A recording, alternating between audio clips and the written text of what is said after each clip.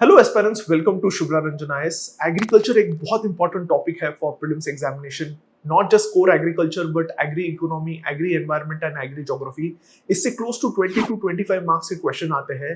To solve your problem we are taking this 2 hour सेशन जहां एग्रीकल्चर के मोस्ट इंपॉर्टेंट टॉपिक्स हम कवर करेंगे।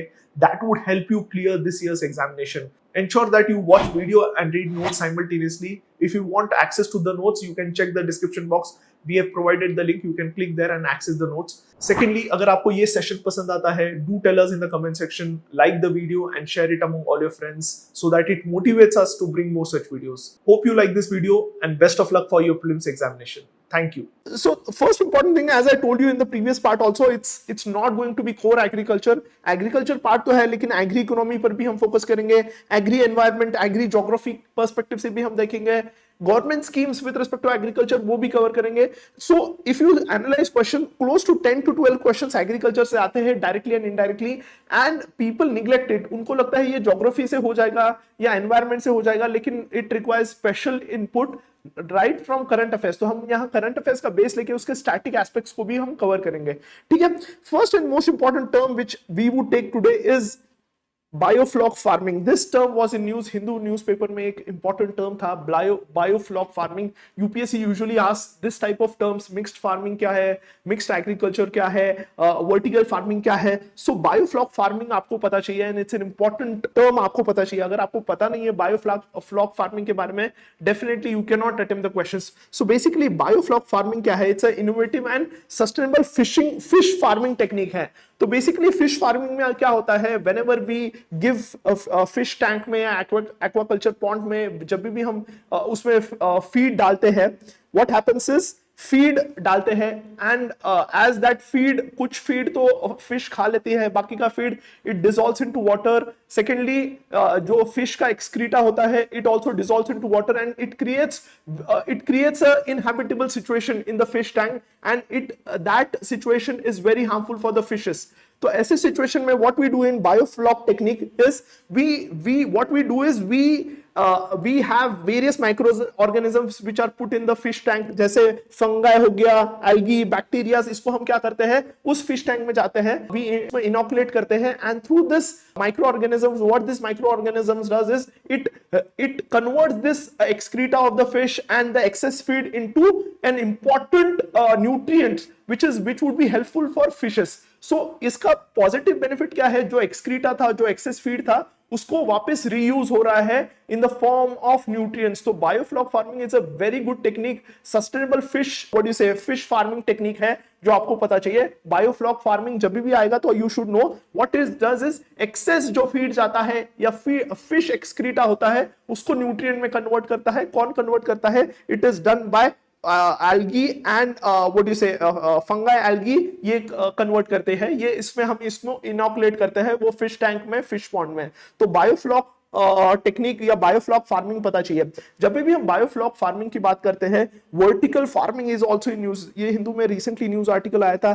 Secondly the global vertical farming show India में कंडक्ट किया गया था. You should know what is vertical farming. Basically what we do is we have this, instead of farming on a horizontal land, what we do is we have vertical stacks. हम इसमें क्या करते हैं, the plants are grown in a vertical stacks and basically this type of farming helps us to reduce the stress on land and it's an important way of farming technique which is used in urban areas. तो एक important है. And basically buildings में, homes में you must have seen this new type of vertical farming and basically what we do is इसमें indoor farming majorly की जाती है. and vertical farming के 3 types है which you should know. there are 3 types of vertical farming. first is hydroponics. hydroponics में क्या है, we grow plants in water. we do not have soil but nutrient rich water में grow करते हैं. एक important aspect पता चाहिए इसको, hydroponics which is an type of vertical farming. ठीक है, hydroponics हो गया. next is aeroponics. aeroponics में what we do is we grow plants in a humid air. we do not have soil or water. humid air में what we do is we grow plants. तो aeroponics आपको पता चाहिए. and last is aquaponics. एक important type of vertical farming है which combines hydroponics and aquaculture. aquaculture is fish culture. aquaculture का मैं definition पूछूंगा आपको, aquaculture मतलब क्या.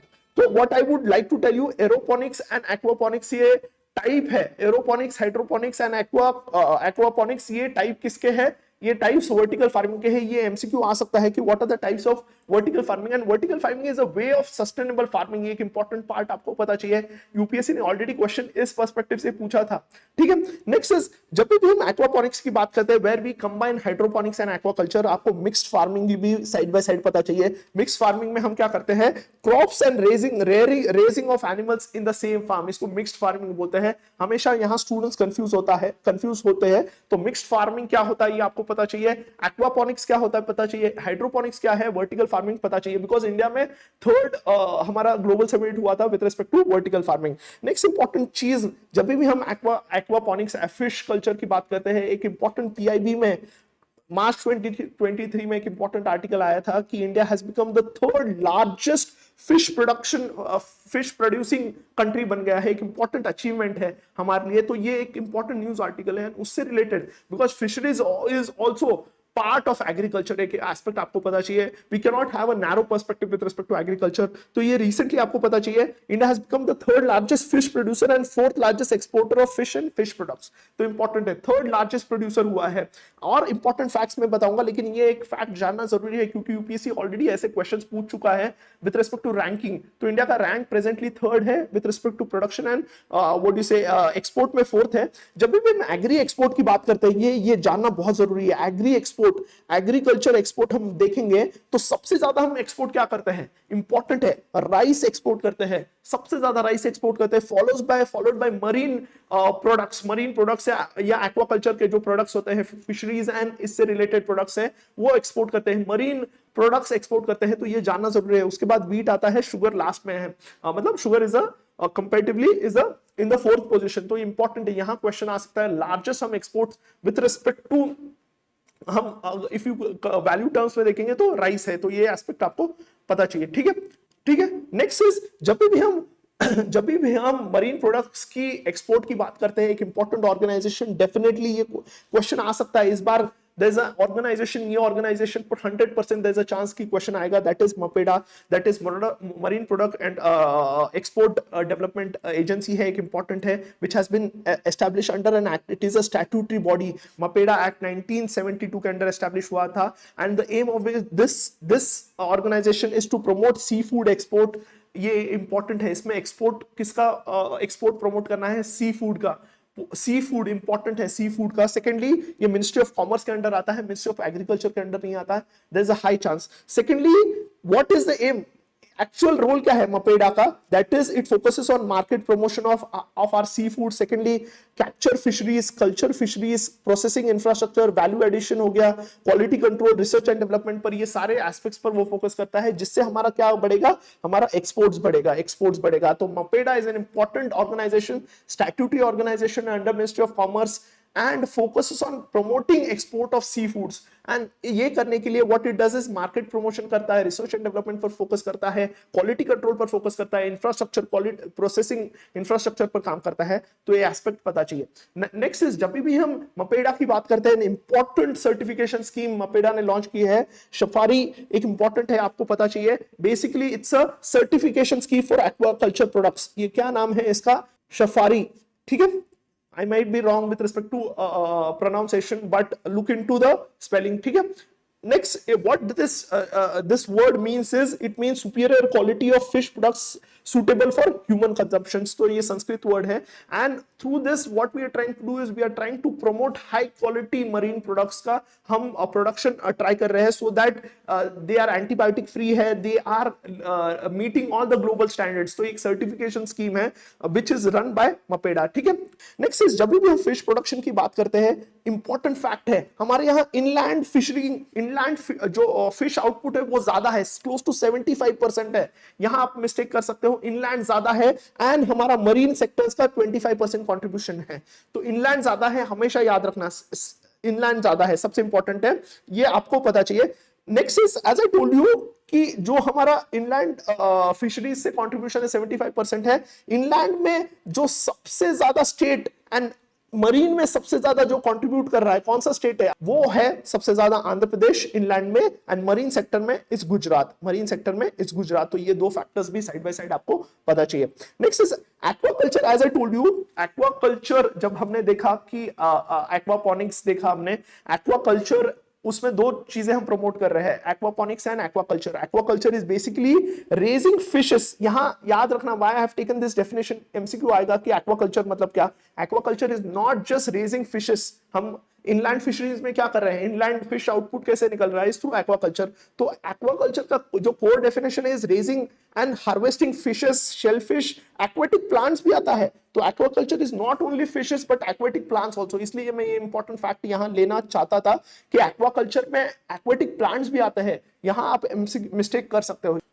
तो ये आपको पता चाहिए कि कौन सा आउटपुट ज्यादा है। सेकेंडली, ये कब ट्रांसफॉर्मेशन हुआ फ्रॉम, पहले हमारा मरीन फूड ज्यादा था, इनलैंड कम था, लेकिन from 2000 what we have is what we have said, inland production has increased drastically, inland production has increased drastically। तो ये आप फिगर से देख सकते हो। नेक्स्ट इज फिश प्रोडक्शन में, as I told you, marine में सबसे ज्यादा गुजरात है, फॉलोड बाय तमिलनाडु। इनलैंड में आंध्र प्रदेश सबसे ज्यादा है, ओवरऑल आंध्र प्रदेश। तो ये भी आ सकता है कि फिश प्रोडक्शन स्टेट वाइज भी कभी कभी यूपीएससी पूछ सकता है, तो यू शुड नो, तीन चीजें ध्यान में रख लो। डिसेंडिंग ऑर्डर नहीं भी कर लोगे तो मरीन में गुजरात, इनलैंड में आंध्र प्रदेश एंड ओवरऑल में आंध्र प्रदेश सबसे ज्यादा है।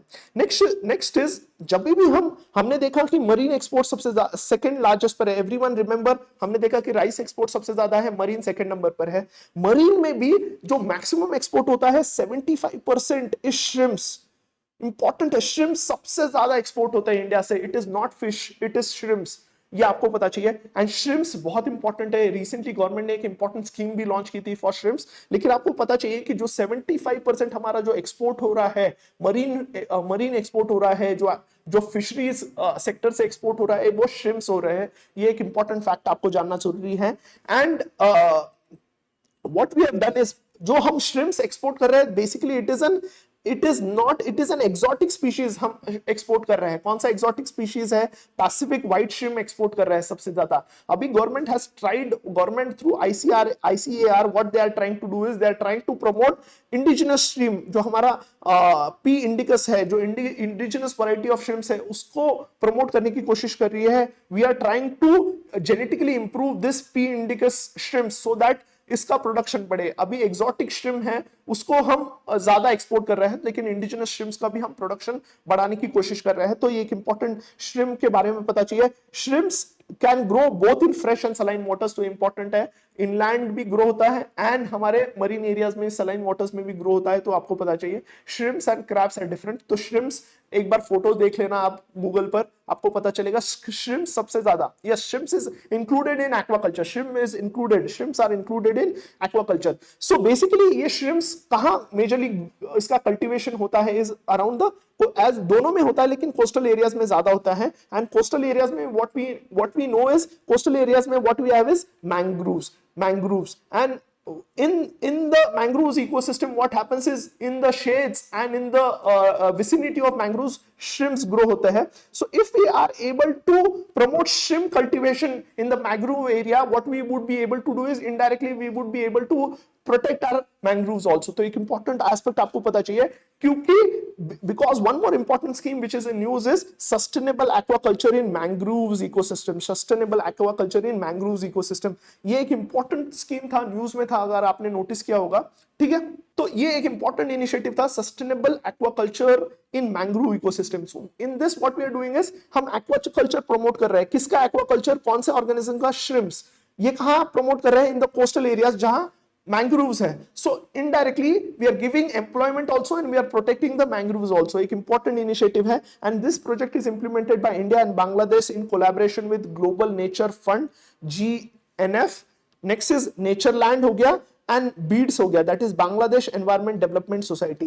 तो ये जानना जरूरी है, न्यूज में था। लेकिन कैसे हम मैंग्रोव्स को प्रोटेक्ट कर रहे हैं? बाय प्रमोटिंग एक्वाकल्चर, ये आपको पता चाहिए। यहां हम कौन सा ऑर्गेनिज्म को प्रोटेक्ट कर रहे हैं? इस श्रिम्प्स को प्रोटेक्ट कर रहे हैं। If we are able to promote aquaculture, shrimp cultivation, हम लोकल हैबिटेट को एम्प्लॉयमेंट दे पाएंगे, उनके लाइवलीहुड को सपोर्ट कर पाएंगे। सेकेंडली, जब हम मैंग्रोव्स को भी प्रोटेक्ट करेंगे साइमल्टेनियसली। तो सियाम इनिशिएटिव आपने पढ़ा होगा, लेकिन कौन से ऑर्गेनिज्म को हम प्रमोट कर रहे हैं ये एक इंपॉर्टेंट, ठीक है, ये एक इंपॉर्टेंट एस्पेक्ट आपको पता चाहिए। अनदर इंपॉर्टेंट फिशरीज रिलेटेड एक इंपॉर्टेंट बॉडी न्यूज में थी, that is national fisheries development board. Important है, एमसीक्यू आ सकता है यहां से, national fisheries development board, and it is an autonomous organisation. एक इंपॉर्टेंट एस्पेक्ट है, रिसेंटली इसको इंडिया एग्री बिजनेस अवार्ड मिला था, लेकिन ऑर्गेनाइजेशन बहुत इंपॉर्टेंट है, India national fisheries development board. It falls under कौन सा, department of fisheries, under ministry of fisheries के अंडर आता है। हेडक्वार्टर कहां है, headquarter is in Hyderabad, Hyderabad में है। एमसीक्यू डेफिनेटली आएगा। एंड एम क्या है इस ऑर्गेनाइजेशन का, is to enhance fish production productivity in the country and coordinate fisheries development in integrated and holistic manner. Definitely, ठीक है, हमने नेशनल फिशरीज डेवलपमेंट बोर्ड, हमने फिशरीज से स्टार्ट किया। क्यों फिशरीज से स्टार्ट किया मैंने ऑलरेडी बताया, न्यूज में है, सारे आर्टिकल्स न्यूज में है, PIB, Hindu. Another important initiative, एक इंपॉर्टेंट ग्लोबल लेवल पर एक इंपॉर्टेंट इनिशिएटिव बताना चाहता हूं, ये आएगा, कौन सा है, that is agriculture innovation mission for climate. Agriculture perspective से एक इंपॉर्टेंट इनोवेशन मिशन है, which India recently joint, agriculture innovation mission for climate, ठीक है, agriculture innovation mission for climate. ये क्या है, इट इज किसका इनिशिएटिव था, it is a initiative of UAE and USA which was launched in 2021 में launch किया गया था। Secondly, with the aim of addressing climate change and hunger by promoting innovative and climate smart agriculture practices. So through this initiative what we wanted to do is we wanted to deal with climate change also, we wanted to deal with hunger also through climate smart agriculture, तो through climate smart agriculture practices. And जो ये climate smart agriculture, ये concept किसने लाया था, FAO ने लाया था, हम आगे देखेंगे, लेकिन ये आपको पता चाहिए।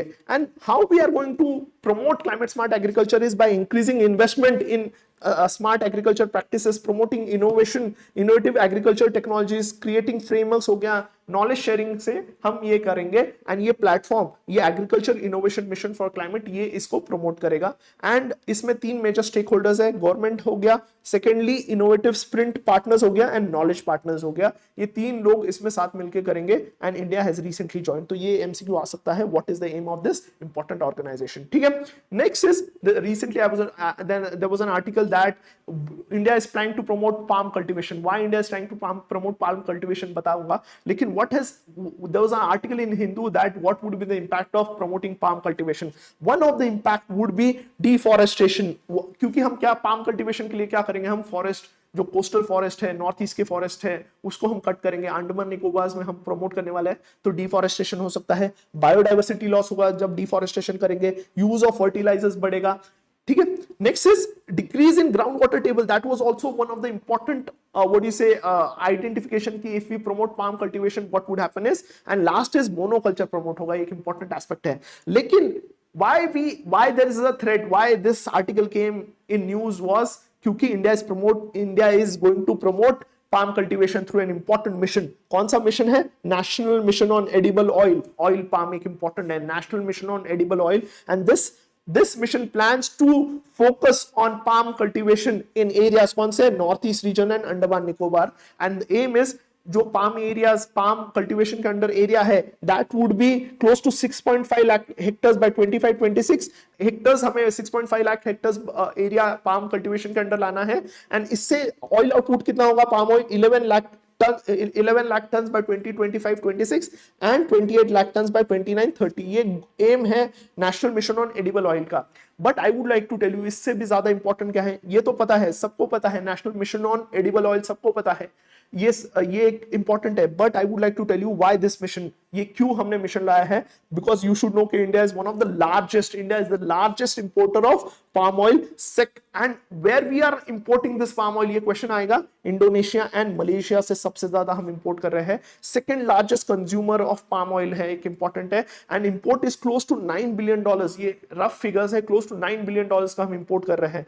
बेसिकली पाम ऑयल है, palm oil is basically is a vegetable oil है, and it's एक important fact with respect to palm oil, आपको पता चाहिए, हाईएस्ट प्रोडक्शन पर हेक्टर होता है पाम ऑयल का compare to all other oil seeds. जो सबसे ज्यादा इस पाम ऑयल या पाम ट्री से highest production of palm oil per hectare निकलता है। एक इंपॉर्टेंट बेनिफिट है इस इंपॉर्टेंट जो हम ऑयल एक्सट्रैक्ट करेंगे। अनदर इंपॉर्टेंट थिंग जो पाम ऑयल है क्यों इंपॉर्टेंट है, क्योंकि हम पाम कल्टीवेशन करने वाले हैं। जो इसमें दो पार्ट है, जो फ्रूट पार्ट है उससे जो फ्रूट, ये पाम ट्रीज पर पाम फ्रूट निकलता है, एंड ये जो फ्रूट है उसका जो ये जो फ्लेशी पल्प है उससे पाम ऑयल निकलता है, एंड जो अंदर का कर्नल है इससे पाम कर्नल ऑयल निकलता है। दोनों एस्पेक्ट आपको पता चाहिए।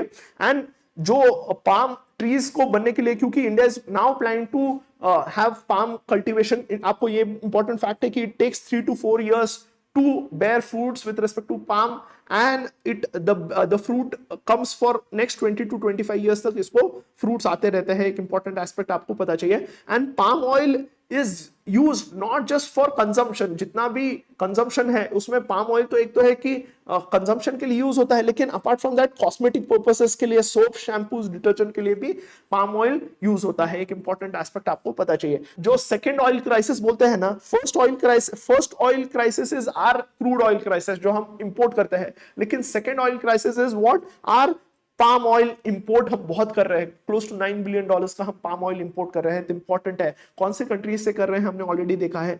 Next is as I told you, Indonesia Malaysia में जब पाम कल्टीवेशन प्रमोट किया गया, उन्होंने क्या किया, फॉरेस्ट डिफॉरेस्टेशन किया, वहां पाम ट्रीज क्या किया, पाम ट्रीज ग्रो किए, एंड उस वजह से एक इंपॉर्टेंट एप ओरेंगुटान का क्या हो गया, नंबर्स कम होना स्टार्ट हो गया।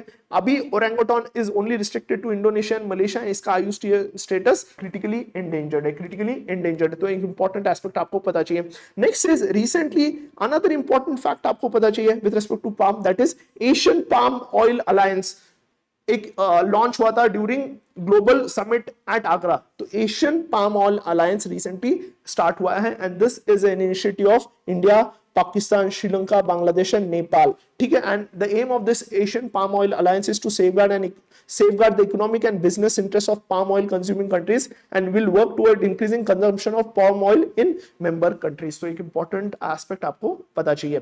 ऑयल में जो सबसे ज्यादा इंपोर्ट होता है palm oil, followed मतलब उसके बाद जो दो ऑयल इंपोर्ट होता है, सनफ्लावर ऑयल होता है एंड सोयाबीन ऑयल होता है। ये एस्पेक्ट आपको पता चाहिए।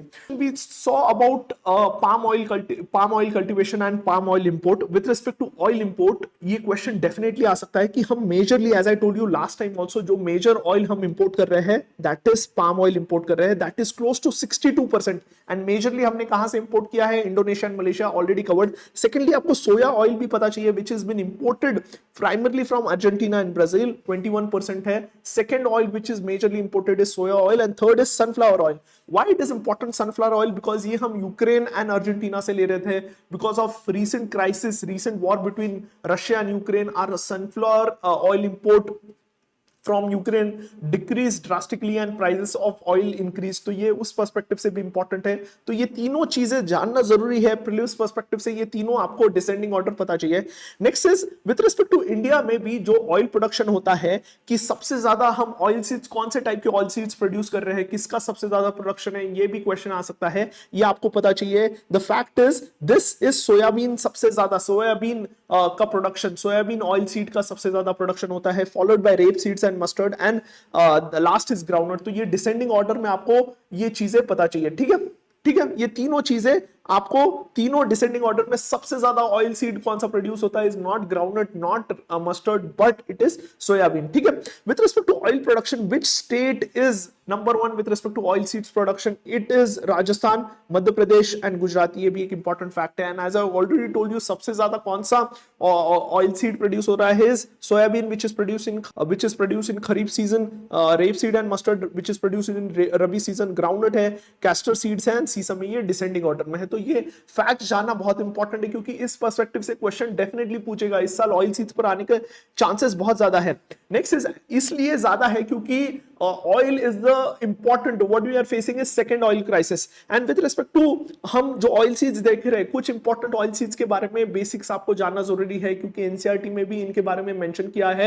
and what I think is यहां से क्वेश्चंस आना ज्यादा चांसेस है। with respect to soybean crop, you should know India is the 5th largest producer of soybean।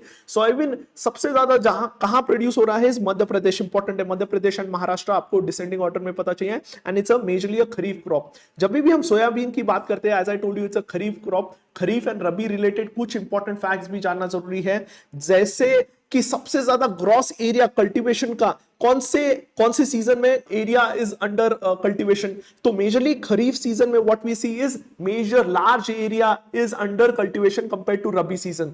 Third season is zaid season, जो समर में होता है, जिसमें फ्रूट्स, हॉर्टिकल्चर, शुगर केन, ये कल्टीवेशन होता है। लेकिन खरीफ एंड रबी में देखा तो एरिया अंडर कल्टीवेशन इज खरीफ, ये इंपॉर्टेंट है। उसमें भी अगर राइस एंड व्हीट की कंसिडर किया तो राइस का एरिया ज्यादा है, राइस का एरिया ज्यादा है। नेक्स्ट इज ये डिसेंडिंग ऑर्डर है is with respect to area under cultivation, not production, not quantity, लेकिन एरिया में सबसे ज्यादा राइस में है, सेकेंडली पल्सेस में है, एंड देन व्हीट में है। तो ये डिसेंडिंग ऑर्डर जानना जरूरी है। राइस, पल्सेस, व्हीट, एरिया में, एरिया बोल रहा हूं, प्रोडक्शन नहीं बोल रहा हूं। With respect to production, if you see recent report at fourth advance estimate government ने रिलीज किया था, उसमें एक इंटरेस्टिंग फैक्ट हमने देखी कि रबी में total cultivation of food crop is more than kharif. ये एक इंपॉर्टेंट फैक्ट उससे निकल के आया था। I share the screenshot on हमारे टेलीग्राम चैनल पर शेयर करूंगा, लेकिन ये एक इंपॉर्टेंट है। एंड उसमें भी प्रोडक्शन लेवल में what we see is rice, wheat, millets, oil seeds and pulses. दो pulses second largest area under cultivation है, लेकिन उसका output is lower compare to rice और compare to wheat, millets and oil seeds. तो ये fact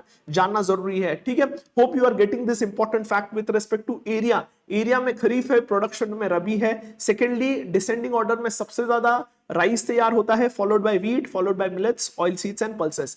next is, as I told you, soybean एक important crop है because government is promoting soybean and you should know certain basic fact. तो इसमें क्या है, majorly जो सोयाबीन क्रॉप है tropical and subtropical and temperate region में produce होता है। सेकेंडली 18 to 35 डिग्रीज में it can grow, so it is resistant to low temperature and high temperature, so it is majorly grown in arid areas में भी grow होता है, जैसे राजस्थान, मध्य प्रदेश, महाराष्ट्र। तो it's a very good crop। secondly इसमें fertile which type of soil, loamy soil में ये grow होता है। and why I am taking this is because it recently एक new variety of soybean develop किया गया था बाय आगरकर रिसर्च इंस्टीट्यूट। सिर्फ आपको नाम जानने की जरूरत है, दैट इज MSCS 1407, MSCS 1407। तो ये एक इंपॉर्टेंट फैक्ट आपको पता चाहिए with respect to soybean cropping. Next is groundnut, भी क्वेश्चन आ सकता है। यूपीएससी ने बहुत बार पूछा है क्वेश्चन ऐसे with respect to groundnut, with respect to rice, questions पूछे हैं, लेकिन इस साल ये 2-3 क्रॉप्स बहुत इंपॉर्टेंट है। ग्राउंडनट में India is the second largest producer of groundnut after China, ये इंपॉर्टेंट फैक्ट आपको पता चाहिए। लार्जेस्ट प्रोड्यूसर इन इंडिया में कौन से स्टेट है? Gujarat, Rajasthan, Tamil Nadu.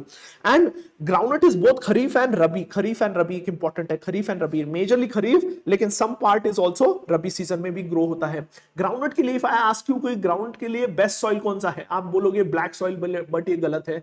Black soil is good for cotton, not for groundnut. Groundnut के लिए what we need is alluvial loose soil. Alluvial loose soil आपको क्लेस, what is alluvial loose soil important है, ये एक इंपॉर्टेंट फैक्ट है। Temperature is between 22 to 28 degrees and it is grown between 40 degree north and south. तो एक important fact आपको पता चाहिए जब भी हम ग्राउंडनट की बात करते हैं। And it is a leguminous plant. Leguminous मतलब क्या, वो नाइट्रोजन फिक्स कर सकता है। तो ग्राउंडनट के बारे में हमेशा याद रखिए कि सबसे ज्यादा Gujarat, followed by Rajasthan. Secondly leguminous plant है, it can, or what do you say, it is grown both in kharif and rabi, majorly in kharif, and what do you say, India is the second largest producer of groundnut। तो ये कुछ important fact important है।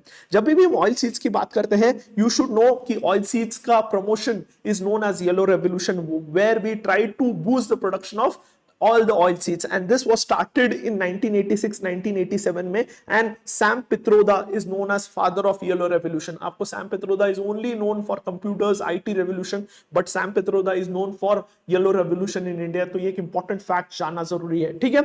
and yellow revolution में भी what we support is various oil seeds such as groundnut, mustard, soybean, safflower, sesame, sunflower, nigger, linseed, castor। इन सब का हम क्या करते हैं, उनका प्रोडक्शन बढ़ाने की कोशिश करते हैं। तो एक इंपॉर्टेंट फैक्ट आपको पता चाहिए।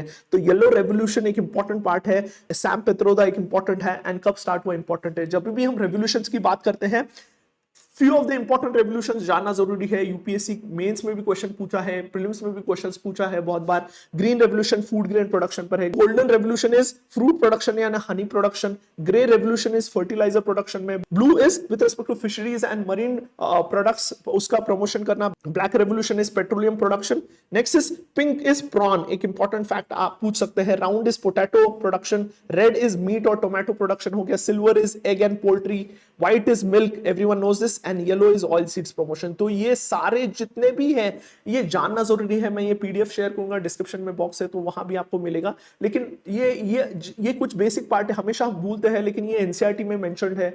One more important thing is NCERT में कुछ ऐसे टर्म्स है जो हमेशा इंपॉर्टेंट है, न्यूज में है एंड एनसीईआरटी में मेंशन्ड है, आपको जानना जरूरी है। ये टर्म्स है जो अब मैं आगे लूंगा वो बहुत इंपॉर्टेंट है। जैसे अगर आप 6 to 12 की एनसीईआरटी देखो तो जो वहां टर्म है बरीड सनशाइन, इसको बरीड सनशाइन का मतलब क्या है, कोल को रेफरेंस दिया है उन्होंने। नेक्स्ट इज ब्लैक गोल्ड, किसको बोला है, पेट्रोलियम को बोला है। गोल्डन फाइबर किसको बोला है, जूट को, as you have already told you. Next is green gold किसको बोला है, बैम्बू को बोला है। एक इंपॉर्टेंट फैक्ट आपको पता चाहिए, ये सारे एनसीईआरटी में यूज टर्म्स हैं।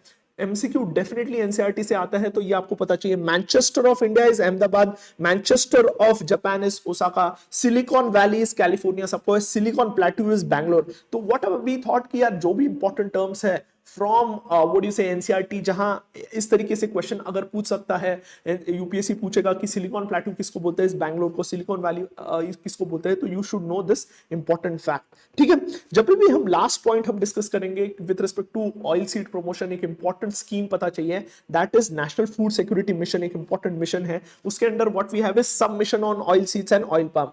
हमने already national mission on oil palms देखा था इन द प्रीवियस लेक्चर, लेकिन ये सब mission under national food security mission आपको पता चाहिए, where we promote production, what we do is where we give incentivize the farmers to produce oil seeds। तो हम incentivize करते हैं, and हम उसको incentivize कैसे करते हैं, by providing them better quality seeds, production inputs, जैसे हमारा फर्टिलाइजर्स होंगे, हर्बिसाइड्स होंगे, जो भी बेस्ट इनपुट्स है, बेस्ट सीड्स देंगे हम उनको, and transfer of new technologies, तो टेक्नोलॉजी भी ट्रांसफर करेंगे under this national food security mission के under, sub mission on oil seeds and oil palms. तो ये एक इंपॉर्टेंट फैक्ट है, where we incentivise farmers to produce oil seeds to by giving them basic inputs such as seeds हो गया, production inputs हो गया, technology हम देंगे।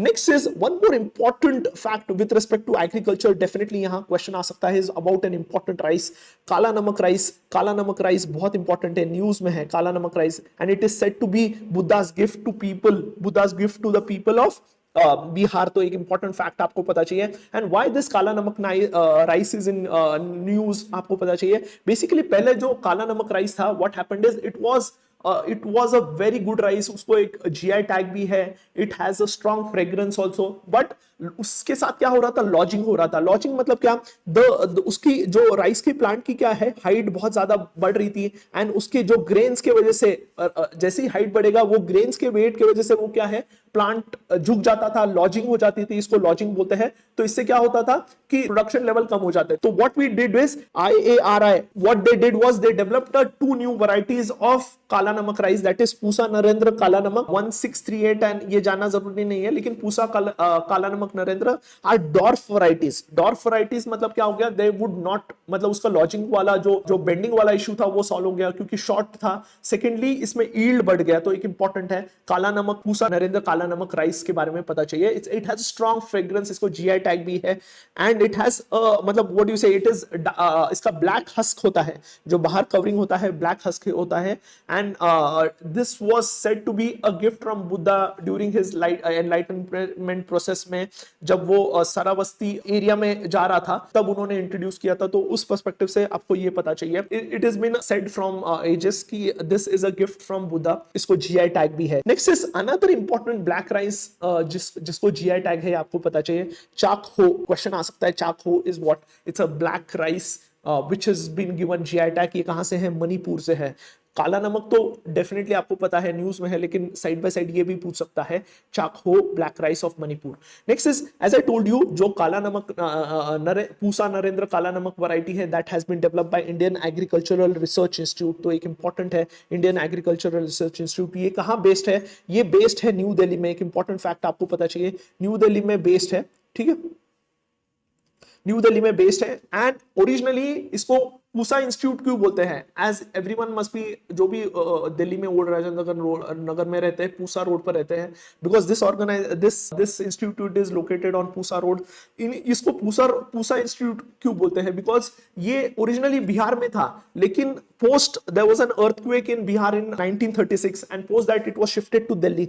तो ये एक इंपॉर्टेंट फैक्ट है। And it is a pre independence institute. इसको पहले नाम था imperial institute of agriculture research नाम था, ये बिहार पूसा में था, लेकिन 1936 में ये क्या हुआ, इंडिया में व्हाट डू से दिल्ली में शिफ्ट किया गया था पोस्ट अर्थक्वेक। तो ये इंपॉर्टेंट है। And it is one of the premier research institute with respect to agricultural research in India, एक important है। and this Indian Agricultural Research Institute comes under an important body। कौन सा body है? Indian Council for Agricultural Research। तो basic Indian council of agricultural research के under various research institutes आते हैं। तो apex body is Indian council for agricultural research which is a autonomous body. एक important है, आपको पता चाहिए, body which is registered under societies registration act. एक इंपॉर्टेंट है 1939। तो ये भी कब बनी है? 1929 को बनी है। पूसा ओरिजिनली कब बनी है? 1911 को बनी है। लेकिन अब क्या है, ICAR के under, Indian council of agricultural research के अंडर वेरियस रिसर्च इंस्टीट्यूट है। One of them is Indian agricultural research institute, उसको पूसा इंस्टीट्यूट भी बोलते हैं। Secondly, this ICAR comes under ministry of agriculture. Everyone knows. Important fact क्या है, इसका head is union minister of agriculture. Union minister of agriculture है क्योंकि apex organisation है, इसके अंदर सारे रिसर्च ऑर्गेनाइजेशंस आते हैं इंडिया के। And it is N apex body for coordinating, guiding and managing research and education in agriculture including horticulture, fisheries, animal science in the entire country. तो ये एक अपेक्स ऑर्गेनाइजेशन है, ठीक है, अपेक्स ऑर्गेनाइजेशन है। ICAR आपको पता चाहिए 1929, ICA Indian agriculture research institute 1911। दोनों न्यूज में रहते हैं हमेशा। हेडक्वार्टर्स न्यू दिल्ली में है दोनों के। दोनों कहां बेस्ड है? न्यू दिल्ली में बेस्ड है, ठीक। Next is as I told you Kala Namak. And one more important हमने जो देखा, चाकहो, बोथ GI टैग मिला है। One more important rice variety जिसको रिसेंटली बिहार का है, जिसको GI टैग मिला है, मार्चा राइस। तो नाम के साथ आपको पता चाहिए, चंपारण एरिया में ग्रो होता है बिहार में, जिसको रिसेंटली क्या मिला है? GI टैग मिला है। 20 अप्रैल 2023 की न्यूज है, तो most probably question you can expect यहां से आ सकता है। नेक्स्ट इज, इसका shape is similar to black pepper, ठीक है, एरोमेटिक एंड वेरी टेस्टी है, ठीक है। With respect to rice production, हमने देखा कि सबसे ज्यादा area is also under rice, cultivation, production is also rice. Next is, as I told you, सबसे ज्यादा production very good, West Bengal, UP, Punjab. And wheat में यूपी, MP एंड पंजाब। तो ये एक इंपॉर्टेंट फैक्ट आपको पता चाहिए। राइस में it's West Bengal followed by UP. जब भी हम राइस की बात करते हैं, आपको system of rice intensification, SRI के बारे में पता चाहिए। सिस्टम ऑफ राइस इंटेंसिफिकेशन में हम क्या कर रहे हैं, हम ऐसे ब्लॉक्स में what we do is we cultivate rice seedlings and we directly what we do is we sow this rice seedlings directly into the paddy fields in a square block, ठीक है। नॉर्मली जो rice grow होता है, rice जो cultivation होता है, वो बड़े प्लांट्स व्हाट डू यू से एट अ लेटर स्टेज उसको सो किया जाता है इन अ फ्लडेड फील्ड। लेकिन सिस्टम ऑफ राइस इंटेंसिफिकेशन में हम क्या करते हैं, eight a very early stage, at a seedling stage, in a group of in a squarish format हम क्या करते हैं, उसको सो करते हैं। एंड यहां हम फ्लड नहीं करते हैं, हम यहां क्या करते हैं, हम मॉइस्ट सिचुएशन मेंटेन करते हैं। तो इसको हम क्या बोलते हैं, सिस्टम ऑफ राइस इंटेंसिफिकेशन। तो basically system of rice intensification is a farming method that aims to increase the yield with fewer resources. तो यहां पानी कम लगेगा, फर्टिलाइजर्स कम लगेंगे, यील्ड ज्यादा रहेगा। सिस्टम ऑफ राइस इंटेंसिफिकेशन, हम इसमें फ्लड नहीं कर रहे हैं, हम मॉइस्ट सिचुएशन मेंटेन करेंगे। And what we do is we plant at a very early stage, हम सीडलिंग स्टेज पर हम इसको स्क्वायर फॉर्मेट में हम इसको प्लांट करते हैं। And we use as much organic manure हम इसको यूज करते हैं young and planting of young seedling in a square pattern at a wide spacing. तो ये इफ यू सी ये wide spacing we do not, हम थोड़ा जगह देते हैं so that they can grow, there is no too much competition, then they can go at an adequate, every seedling और every plant can grow at an specific rate and there should not be over competition. तो ये करने के लिए हम क्या कर रहे हैं, हम एडिक्वेट स्पेस देके इसको स्क्वायर फॉर्मेट में हम राइस सीडलिंग्स को ग्रो करते हैं। And secondly rice fields are not flooded with water, what we do is moist condition ensure करते हैं जिससे वाटर भी कंजर्वेशन होगा, वाटर का भी कंजर्वेशन होगा। Second is pre germinated seeds का यूज करते हैं। तो मेजरली हम अर्ली स्टेज में राइस को सो करते हैं जिससे ये भी कम लगेगा, वाटर भी कम लगेगा, न्यूट्रिएंट्स भी हम ग्रीन मैन्योर ऑर्गेनिक फॉर्मेट में हम ये करते हैं। Next is as I told you कि rice system of rice intensification से क्या होगा, एक तो ऑर्गेनिक है, ठीक है, यील्ड बढ़ेगा। नेक्स्ट इज रिसोर्सेस कम लगेंगे, ठीक है, रिसोर्सेस कम लगेंगे। तो all the benefits what we have is, ये सिस्टम ऑफ राइस इंटेंसिफिकेशन बहुत इंपॉर्टेंट है क्योंकि as I told you one of the concept you should know is कि हमने पिछले लेक्चर में क्या देखा था कि सबसे एग्रीकल्चर प्रोडक्ट में सबसे ज्यादा एक्सपोर्ट क्या होता है, राइस एक्सपोर्ट होता है। Indirectly what we are exporting is water export कर रहे हैं क्योंकि राइस कल्टीवेशन के लिए बहुत वाटर लगता है।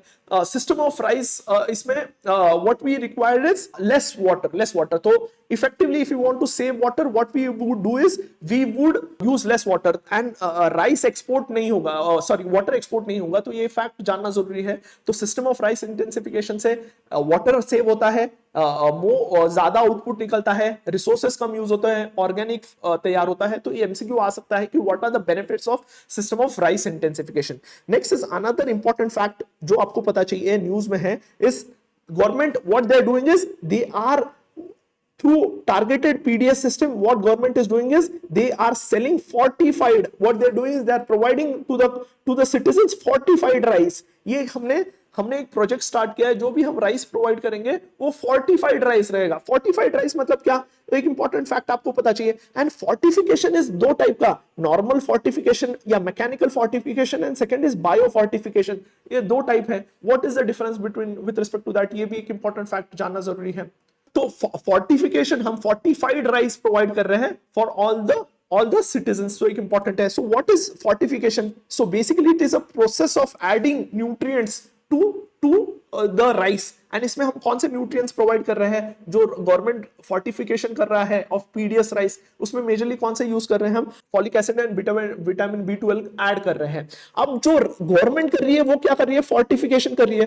कैसे फोर्टिफिकेशन कर रही है, through externally adding during milling process during polishing process हम क्या कर रहे हैं, ये ऐड कर रहे हैं, एक्स्ट्रा न्यूट्रिएंट्स ऐड कर रहे हैं राइस में, so that iron, folic acid, B12 से क्या होगा, अनीमिया ट्रीट होगा, क्योंकि these are the major causes of nutrient deficiency, anaemia के कॉजेस है। तो फोर्टिफिकेशन में जो गवर्नमेंट कर रहा है वो एक्सटर्नल कर रहा है, मिलिंग प्रोसेस के साथ हम क्या कर रहे हैं, न्यूट्रिएंट्स ऐड कर रहे हैं। अब उसमें भी recently there was a news कि कितना हम ऐड कर सकते हैं।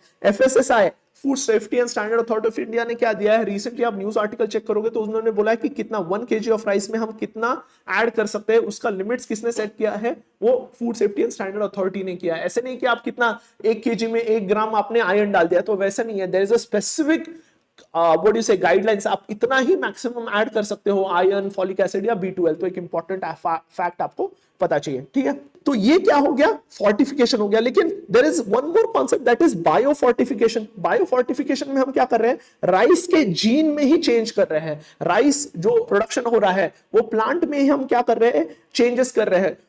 Recently if you have seen golden rice में हमने क्या कर लिया, वो राइस प्लांट के जीन को चेंज कर दिया, उसमें हमने विटामिन ए का जीन इंट्रोड्यूस कर दिया। सो राइस में इफेक्टिवली क्या हो गया, थ्रू जेनेटिक प्रोसेस ही, थ्रू ऑर्गेनिकली क्या हो रहा है, राइस में विटामिन ए का कॉन्सेंट्रेशन ज्यादा है। So it is also type of bio fortification. तो इसको हम क्या बोलते हैं, बायो फोर्टिफिकेशन बोलते हैं। लेकिन जो गवर्नमेंट कर रहा है that is not bio fortification. तो इंपॉर्टेंट फैक्ट जानना जरूरी है। Next is golden rice. As I told you, golden rice में हमने क्या किया है, विटामिन ए का दूसरा नाम क्या है, बीटा कैरोटीन, ठीक है, which is known as pro vitamin A. उसका हमने क्या किया, उसका जीन इंट्रोड्यूस किया है इनटू द राइस प्लांट। तो एक इंपॉर्टेंट है। एंड उससे क्या होगा, नेचुरली क्या होगा, वो राइस प्लांट विटामिन ए तैयार करेगा and which is present in the rice see, what do you say, rice हमारे ग्रेन्स में, and this golden rice is produced by Philippines based institute that is international rice research institute. तो एक important fact आपको पता चाहिए कि golden rice किसने ये किया है। And as I told you, it's a process of in which nutritional value of food crop is enhanced through process such as breeding हो गया, ergonomic practices हो गया, या biotechnological टेक्निक्स हो गया। तो जो भी थ्रू वेरियस टेक्निक्स जैसे ब्रीडिंग टेक्निक से हो गया, एर्गोनॉमिक प्रैक्टिसेस से हो गया, या फिर बायोटेक्नोलॉजी से हो गया, हम उस प्रोसेस को हम क्या बोलेंगे, बायोफोर्टिफिकेशन बोलेंगे। जीन एडिटिंग से अगर हो रहा है ये सब किस में आएगा, बायोटेक्नोलॉजी में आएगा, बायोफोर्टिफिकेशन में। लेकिन सिर्फ मिलिंग से जब हम मैकेनिकली ऐड कर रहे हैं, मिलिंग प्रोसेस के वक्त ऐड करते हैं, तो वो प्लेन फोर्टिफिकेशन है। गवर्नमेंट फोर्टिफिकेशन कर रहा है, उसमें हम ऐड क्या कर रहे हैं, आयरन ऐड कर रहे हैं, B12 and folic acid important है, and all these three would help us deal with anemia। anemia क्यों important है, because 50% of our women and adolescent girls are facing with anemia which is a major cause for maternal mortality। तो anemia हम कैसे deal कर रहे हैं, through food fortification। तो एक important है, micronutrient deficiency को हम डील कर रहे हैं through food fortification of rice। तो एक important fact आपको जानना जरूरी है, ठीक है। Next is first important thing is, आप देखिए कि यहाँ सेंटर ने, द हिंदू न्यूज़पेपर ने क्या आर्टिकल पब्लिश किया है कि centre is trying to promote dragon fruit cultivation. Why centre is trying to promote dragon fruit cultivation, and definitely यहाँ एमसीक्यू आने के चांसेस है, because dragon fruit grows in dry land. सबसे इंपॉर्टेंट है, dry land में grow होता है। तो इट्स इंपॉर्टेंट, जो भी हमारा सेंट्रल इंडिया का ड्राई लैंड है, महाराष्ट्र पेनिनसुलर पार्ट है, तो where there what we can do is where we can grow dragon fruit and help the farmers. Going forward with respect to dragon fruit, MCQ वहां नहीं रुकेगा, MCQ would go into the detail। MCQ आपको पता चाहिए कि dragon fruit is a cactus। Basically इसको cactus family से है, एंड इसका origin is from central Mexico and central American and south American countries में इसका ओरिजिन है। तो कहां से आया है, एक्सोटिक स्पीशीज है, you should know. And the flower has both male and female organs on the same flower and it opens at night. तो एक important fact with respect to dragon fruit आपको पता चाहिए। And once the plant is set up and जो cultivation होता है, the yield is for more than 20 years। तो एक important है। and why dragon fruit का इतना importance क्यों बढ़ा है, because of its nutraceutical properties, because it has various nutrients which are important for our bodies। तो उस perspective से आपको पता चाहिए, ठीक है। नेक्स्ट इज, इसको मतलब वेरियस स्टेट्स में ग्रो किया जा रहा है, Maharashtra, Gujarat, Chhattisgarh, Odisha, Andhra Pradesh, almost all the states में ये ग्रो किया जा रहा है। तो ड्रैगन फ्रूट के बारे में आपको पता चाहिए, हर्बेशियस पेरिनियल प्लांट है, हर्बेशियस पेरिनियल प्लांट है। Next is with respect to climatic condition, I you should know कि it requires very less water.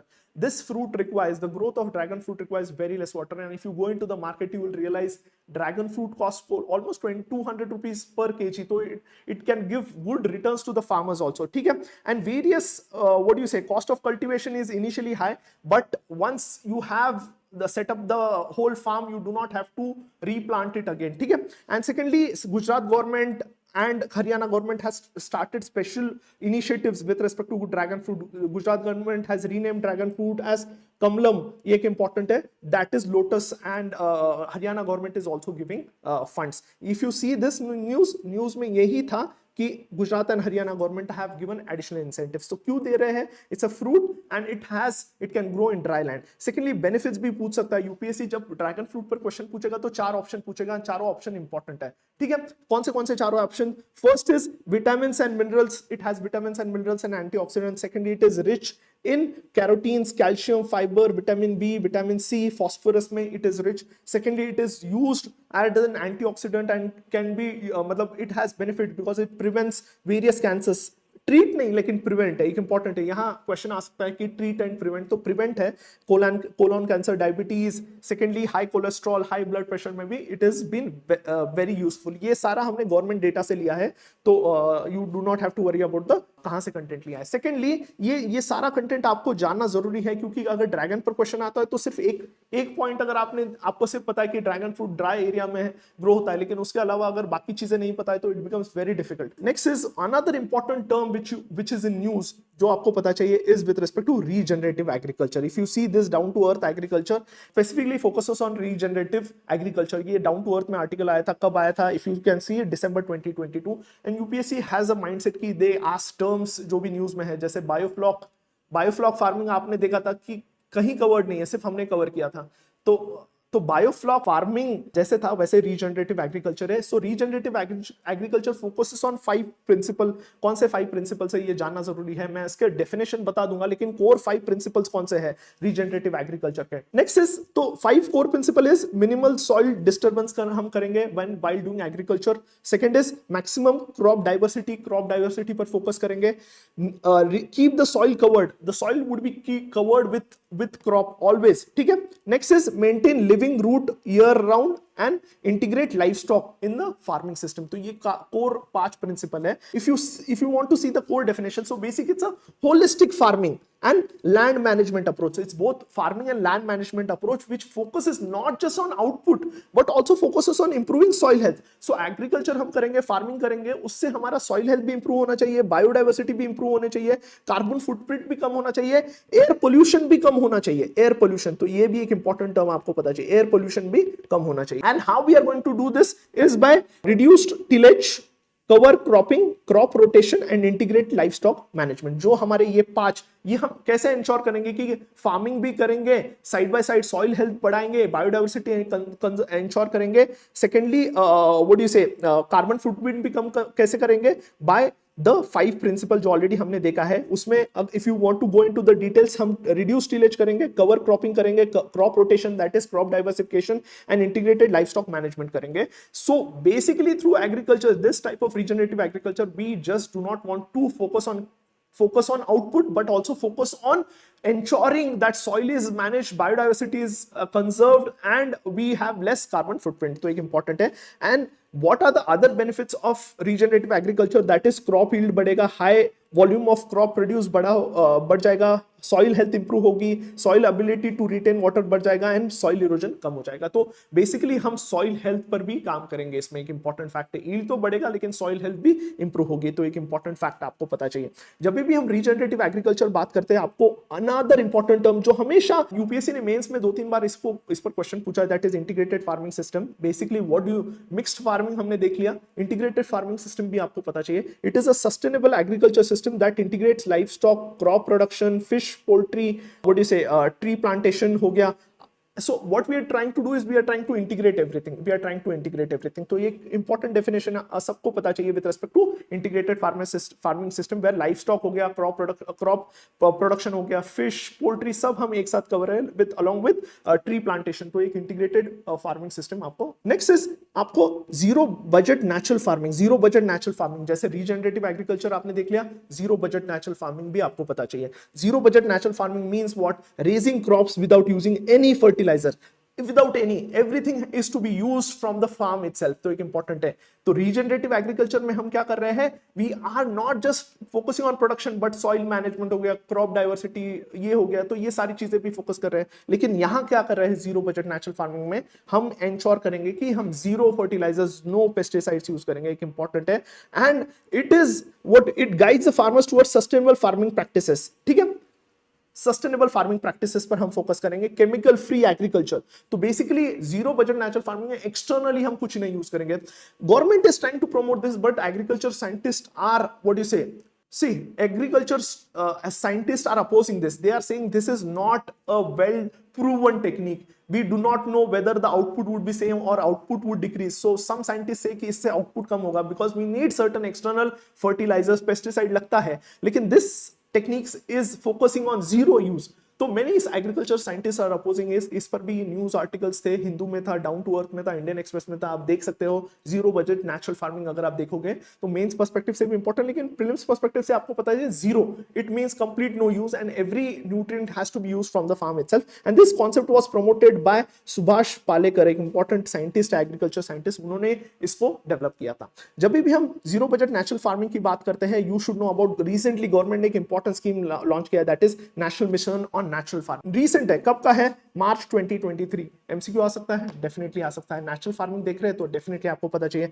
National mission on natural farming आपको पता चाहिए। It is basically what we are trying to do is we are trying to promote chemical free and climate smart agriculture. Chemical free मतलब क्या? Zero budget natural farming, that is chemical free farming, organic farming promote कर रहे हैं, and climate smart agriculture भी हम promote कर रहे हैं। And this will cover close to 7.5 lakh hectares. Areas would be developed by developing 15,000 clusters. तो एक इंपॉर्टेंट है। एंड मतलब बेसिकली हम इसमें zero chemical fertilizer, zero chemical farming promote हम इसमें करेंगे, ठीक है। Next is under this farmers would receive a incentive of close to 15,000 rupees per hectare for on farm input production. On farm input production मतलब आपको cow dung से fertiliser बनाना है तो उसके लिए जो भी फाइनेंस लगेगा वो गवर्नमेंट देगा। Next is government is also trying to set up 15,000 Bharatiya Prakrit Kheti bio input resource centres under this programme. Bharatiya Prakrit Kheti bio input resource centres, ठीक है। National mission on natural farming, national mission on natural farming. तो एक important fact आपको पता चाहिए। देखो हमने एक टॉपिक से स्टार्ट किया लेकिन हमने और उस पर्सपेक्टिव से सारे टॉपिक्स कवर करने की कोशिश कर रहे हैं। अनदर इंपॉर्टेंट फैक्ट आपको पता चाहिए, recently government has rename, national centre for organic farming था पहले लेकिन उसको रीनेम किया है national centre for organic and natural farming. Organic and natural farming ये रीनेमेशन हुआ है। And it the nodal ministry of department of agriculture and farmers welfare, ये इसका नोडल डिपार्टमेंट है। एंड मिनिस्ट्री ऑफ एग्रीकल्चर ये नोडल मिनिस्ट्री है। And it was established in 2004 and located Ghaziabad UP. तो इसका हेडक्वार्टर्स भी यूपीएससी पूछ सकता है, हेडक्वार्टर्स भी यूपीएससी पूछ सकता है। जब भी हम फर्टिलाइजर यूज की बात करते हैं with respect to use of promotion of organic fertilizers, with respect to promoting sustainable fertilizers and reducing the use of chemical fertilizer, हम जब भी बात करते हो आपको रिसेंटली गवर्नमेंट ने प्रणाम, एक पीएम प्रणाम नाम की स्कीम लॉन्च की है इन दिस ईयर्स बजट। तो ये भी एक इंपॉर्टेंट पार्ट आता है क्योंकि हम रीजनरेटिव एग्रीकल्चर हो गया या फिर जीरो बजट नेचुरल फार्मिंग की बात करेंगे, where what we try to do is we are try to reduce the use of chemical fertilizers. इसमें भी हम यही कर रहे हैं, we are trying to reduce, we are trying to encourage balanced use of fertilizers, biofertilizers and organic fertilizers through this important scheme। हम क्या करेंगे इस स्कीम में, PM Pranam, that is restoration, awareness, nourishment and amelioration of mother earth, ये एक इसका full form है। Basically हम इसमें, ये गोवर्धन के अंडर आता है, ये प्रोग्राम गोवर्धन के अंदर आता है, गोवर्धन स्कीम के अंडर आता है। एंड बेसिकली हम इसमें सस्टेनेबल ऑल्टरनेटिव फर्टिलाइजर्स ये करने की कोशिश करेंगे। तो ये एक इंपॉर्टेंट फैक्ट आपको पता चाहिए। One more important fact is, once we start using alternative fertilizers, what would happen is subsidy burden on chemical fertilizers कम होगा। तो पीएम प्रणाम से हम ऑल्टरनेटिव फर्टिलाइजर्स भी प्रमोट कर रहे हैं एंड साइड बाय साइड हमारा फर्टिलाइजर सब्सिडी भी कम होगा once we start using bio fertilizers and organic fertilizers। Secondly इसमें there is no separate budget for PM PRANAM scheme, एक इंपॉर्टेंट है। एंड जो भी सेविंग होगा इससे फर्टिलाइजर सब्सिडी कम होने से, वो हम इसमें इन्वेस्ट करेंगे PM PRANAM scheme. And as I told you, what this programme does is it tries to balance use of fertilizer with जो केमिकल फर्टिलाइजर का use in a balanced format with biofertilizers and organic fertilizers and simultaneously reducing the subsidy burden, ठीक है। Next is, जब भी हम organic farm, zero budget natural farming की बात करते हैं, रिजनरेटिव एग्रीकल्चर की बात करते हैं, आपको पर्माकल्चर भी पता चाहिए। पर्माकल्चर बेसिकली क्या है? It's a system, design system है। बेसिकली हम इसमें क्या कर रहे हैं, जान लो। हम इसमें क्या कर रहे हैं, we are trying to set up a design system which is copying the natural ecosystem. तो नेचुरल इकोसिस्टम कैसे चल रही है इन एफिशिएंट वे, वही इकोसिस्टम हम क्या कर रहे हैं, we are trying to mimic that natural ecosystem so that we are able to sustainably use all the resources. तो इसमें सबसे इंपॉर्टेंट है, जब भी पर्माकल्चर वर्ड आया है, what you should know is we are trying to develop self sufficient ecosystem mimicking the natural pattern and natural processes. तो हम क्या कर रहे हैं, नेचुरल इकोसिस्टम देख रहे हैं कि नेचुरली हमारा इकोसिस्टम कैसे चल रहा है, उसी फॉर्मेट में हम क्या कर रहे हैं, उसी फॉर्मेट में हम एग्रीकल्चर सिस्टम, हमारे जो इकोसिस्टम डेवलप करने की कोशिश कर रहे हैं, मिमिकिंग द नेचुरल इकोसिस्टम, उसी तरीके से हम सिस्टम डिजाइन करने की कोशिश कर रहे हैं। And this can be applied for both rural and urban environment, दोनों के लिए हम इसमें ये इंप्लीमेंट कर सकते हैं permaculture. And it involves integration of plant, animal and people to create a close loop system that provide provides for all needs, that provides for the needs of all components. तो हम इतना integrated एक closed ecosystem develop करेंगे which is similar to natural ecosystem, and that would what do you say, fulfill all the needs of all plants, animals, human beings, सबका needs fulfill करेगा. तो ये hope ये आपको समझ आया होगा. One more important article, ठीक है, ये देखो, ये एक important है, स्टॉकहोम कन्वेंशन न्यूज में है. क्यों न्यूज में है? रिसेंटली सितंबर 2022 का न्यूज है, ठीक है. स्टॉकहोम कन्वेंशन किस पर है? On persistent organic pollutants.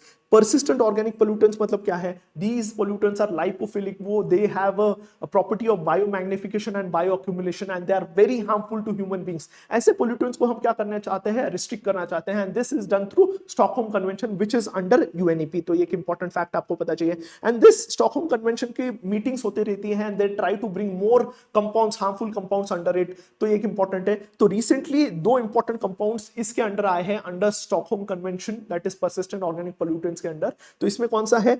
Chlorpyrifos, ये पेस्टिसाइड है. एंड दूसरा है ये एक इंपॉर्टेंट है आपको, फायर रिटार्डेंट है. तो फायर एक्सटिंग्विशन के लिए यूज करते हैं ये. दूसरे इसको फ्लेम रिटार्डेंट है, डिक्लोरेन प्लस.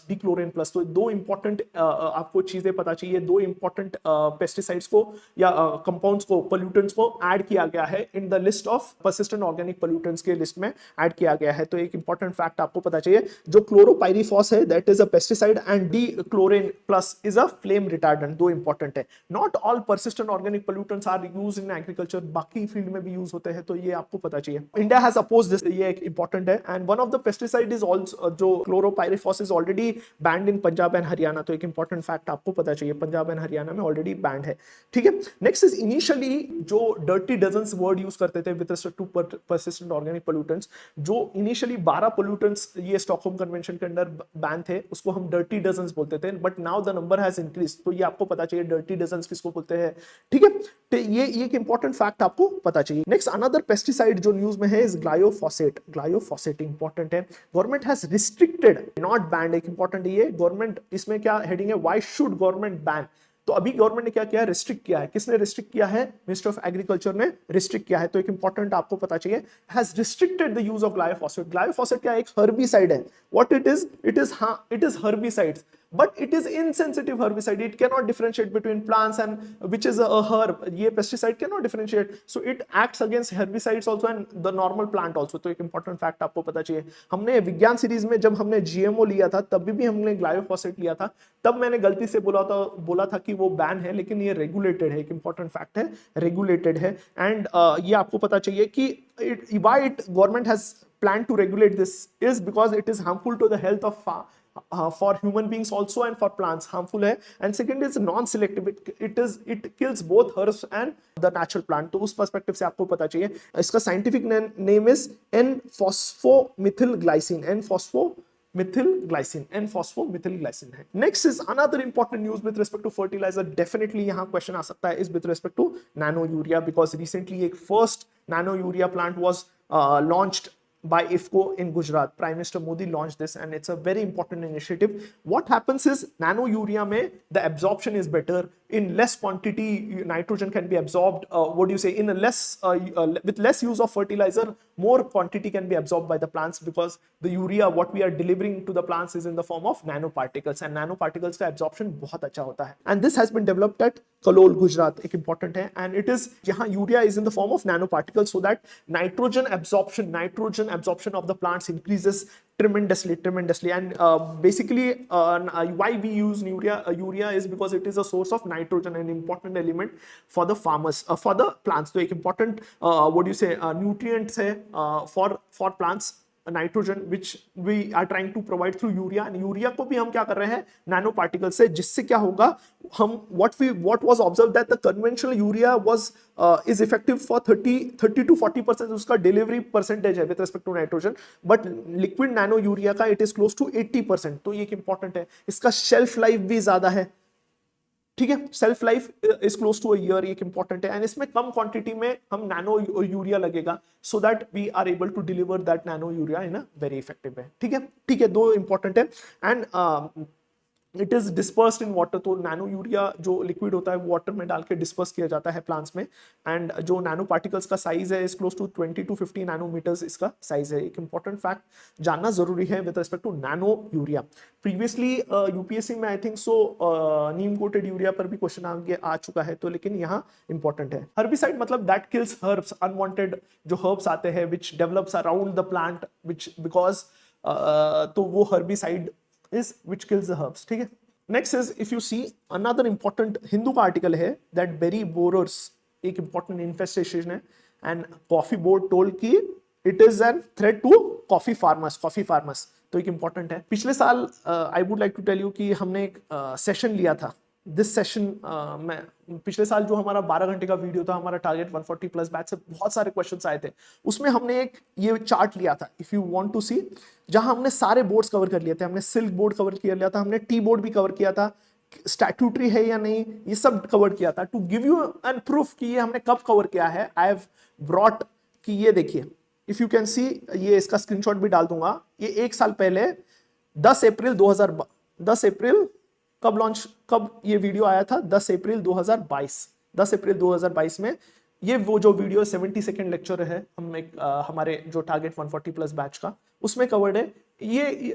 तो ये आप देख सकते हो कि देयर वी कवर्ड एवरी, ठीक है,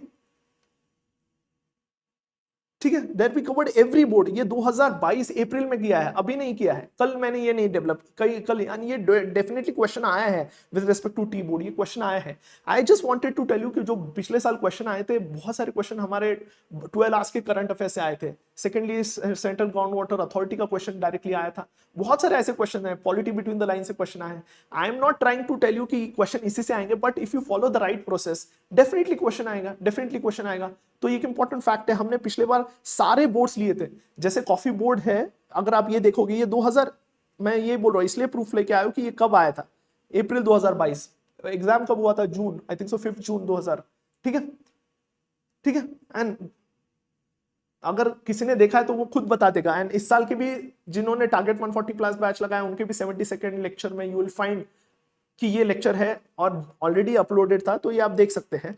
तो ऐसा नहीं है कि अब हमने अभी बनाया है कि क्वेश्चन आने के बाद बनाया है, तो ये सारी चीजें ऑलरेडी हमने कवर कर चुके हैं, ठीक है। लेकिन साइमल्टेनियसली यहाँ भी क्वेश्चन यहाँ भी आया है कि berry borer infestation, coffee board बोल रहा है कि this can be a threat to coffee planters. Coffee board के बारे में you should know it's a statutory body under coffee act, comes under ministry of commerce and industries के under आता है, 33 मेंबर्स इंक्लूडिंग चेयरपर्सन। लेकिन and function कहाँ से बैठता है, बैंगलोर, क्योंकि Karnataka is the largest producer of coffee, तो होपफुली उससे रिलेटेड आपको पता चाहिए, ठीक है।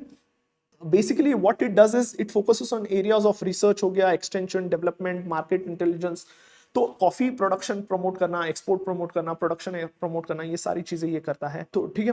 तो ये इंपॉर्टेंट है, ठीक है।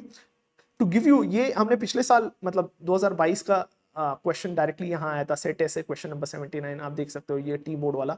अभी हमने क्या किया इस साल, इसको ही अगर आप इसको ही इस फॉर्मेट में कर दिया कि क्या है, कोकोनट डेवलपमेंट बोर्ड कौन से मिनिस्ट्री के अंडर है, ministry of agriculture, Kochi headquarter है। Coffee board already covered Bangalore में, कौन से मिनिस्ट्री, स्टैट्यूटरी है। Spice board ministry of commerce and industries, statutory है, कोची में हेडक्वार्टर है। Rubber board ministry of commerce, again statutory है, में कोट्टायम केरला। तो ये सारे बोर्ड्स हमने कवर किया है, मैं टेलीग्राम पर शेयर करूंगा, ये पीडीएफ भी शेयर करूंगा। But what we thought to tell you is ये सब कुछ ऑलरेडी कवर कर चुके हैं हमारे स्टूडेंट्स। 2022 में ही हमने अपलोड किया था लेक्चर, यूट्यूब पर भी होगा, मैं लिंक भी डिस्क्रिप्शन में डालूंगा कि आप खुद जाके चेक कर सकते हो। मैं चेंज नहीं कर सकता हूँ, ये टेबल में चेंज नहीं कर सकता हूँ। अगर आप यहाँ देखोगे तो सारे मिनिस्ट्रीज, कौन से मिनिस्ट्रीज के अंदर आता है, स्टैट्यूटरी है या नहीं, एंड इसका हेडक्वार्टर कहाँ है, सब कुछ हमने कवर किया था। लाइव लेक्चर है ऑलरेडी, यूट्यूब पर भी मैं दे दूंगा इसके लिंक।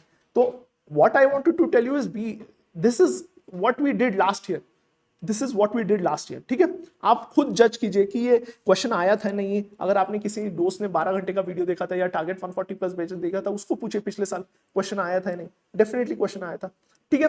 तो what we wanted to tell you is if you follow the right process result आएगा। हम जो कंटेंट ले रहे हैं वो करंट अफेयर से ले रहे हैं, उसका स्टैटिक पार्ट में जा रहे हैं, उसके बेसिक्स में जा रहे हैं, ठीक है।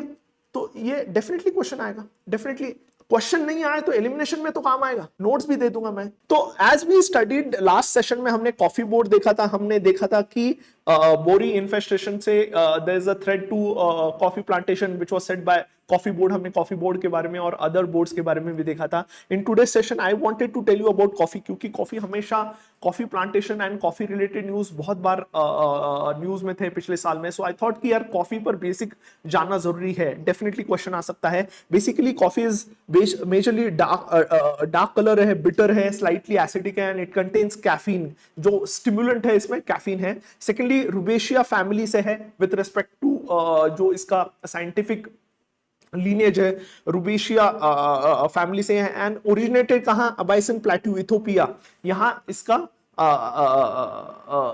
इसका ओरिजिन हुआ था। तो एक इंपॉर्टेंट एस्पेक्ट आपको पता चाहिए with respect to coffee. Important coffee varieties, there are many coffee varieties, लेकिन two important varieties which you should know, हमेशा दो इंपॉर्टेंट वैरायटीज, बहुत सारे मोर देन 100 वैरायटीज है, लेकिन दो varieties. First is coffee arabica which is considered to be commonly grown coffee variety, high quality coffee है and it has higher price in the developed countries, ठीक है।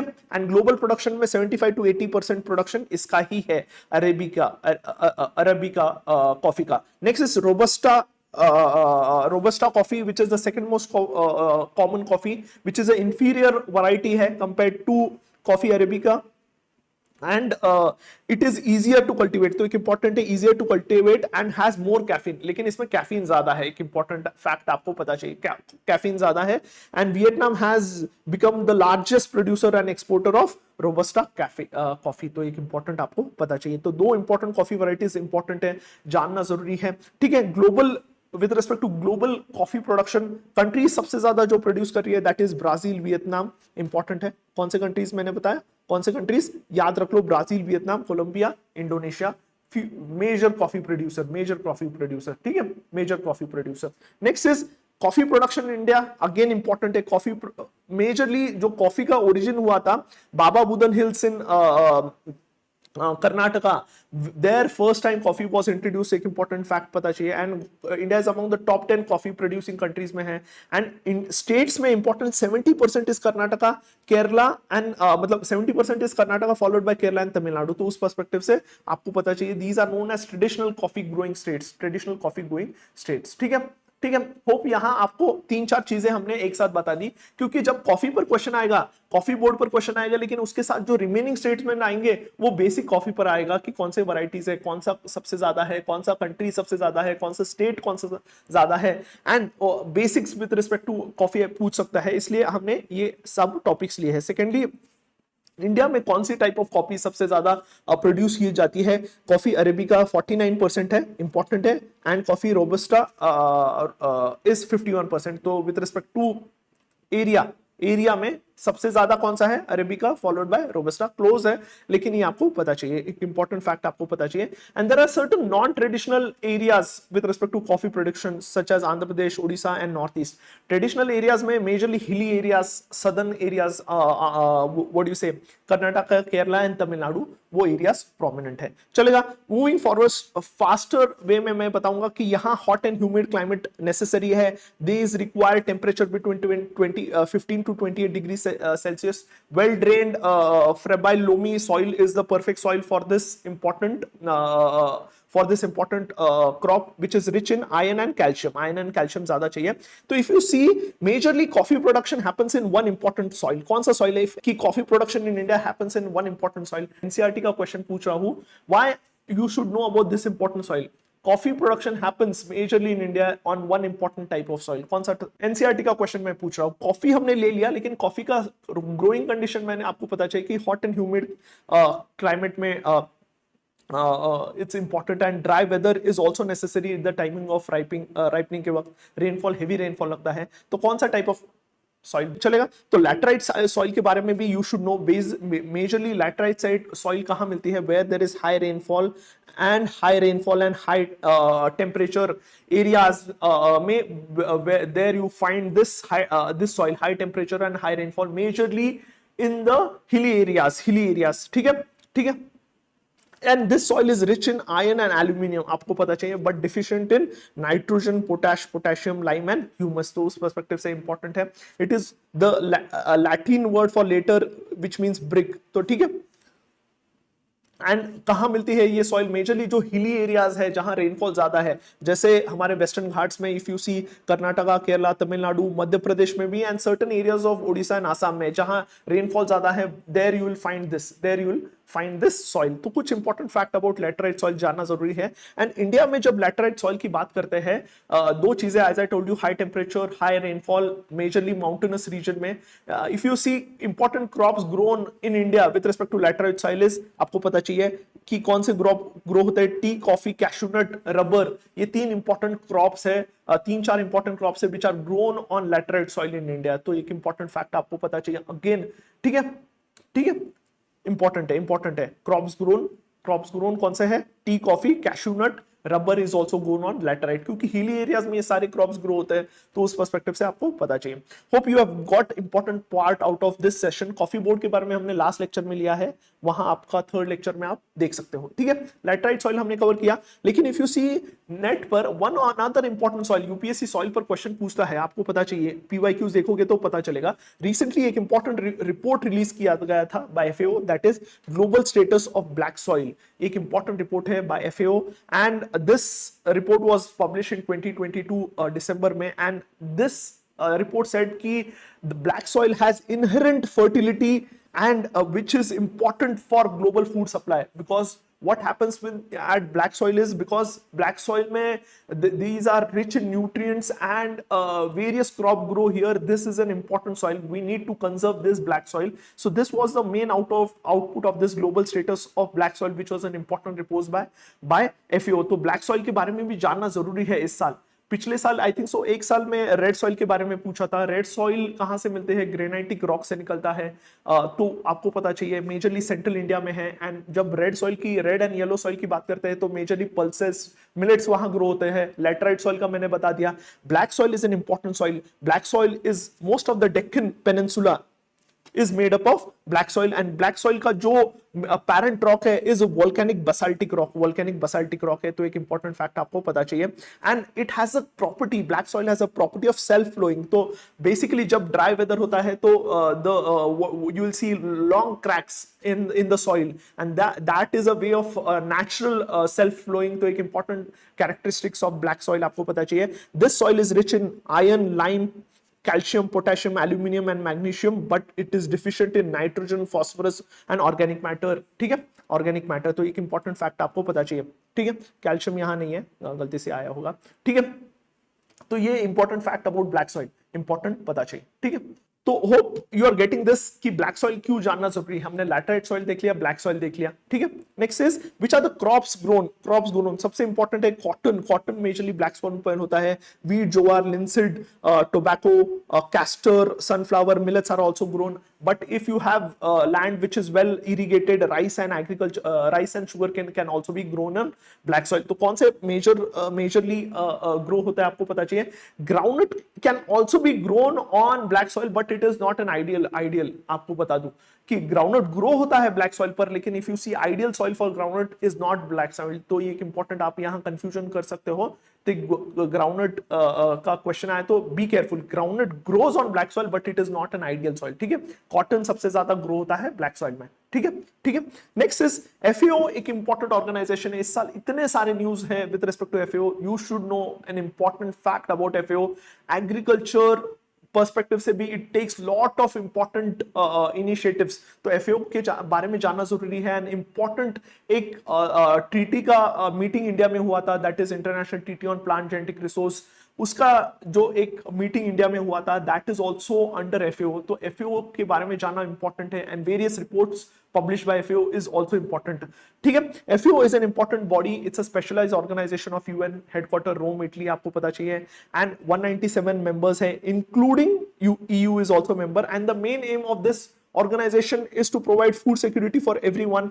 Secondly, it also not only focuses on food security, ensuring food security, but it also focuses on areas such as promoting agriculture, promoting forestry, promoting climate smart agriculture, promoting aquaculture, fisheries पर भी काम करता है, for promotion of these all sectors. So the ultimate aim is food security, but it does this all activities through focusing on various sectors. जैसे agri forestry हो गया, forestry पर focus करता है, aquaculture पर focus करता है, fisheries पर focus करता है, next is climate smart agriculture पर it takes all the measures. So all the work is related to promoting food security. ठीक है, तो ये आपको पता चाहिए कि मैं क्यों ये बता रहा हूं, आपको आगे पता चलेगा, लेकिन एफएओ के बारे में ये जानना जरूरी है.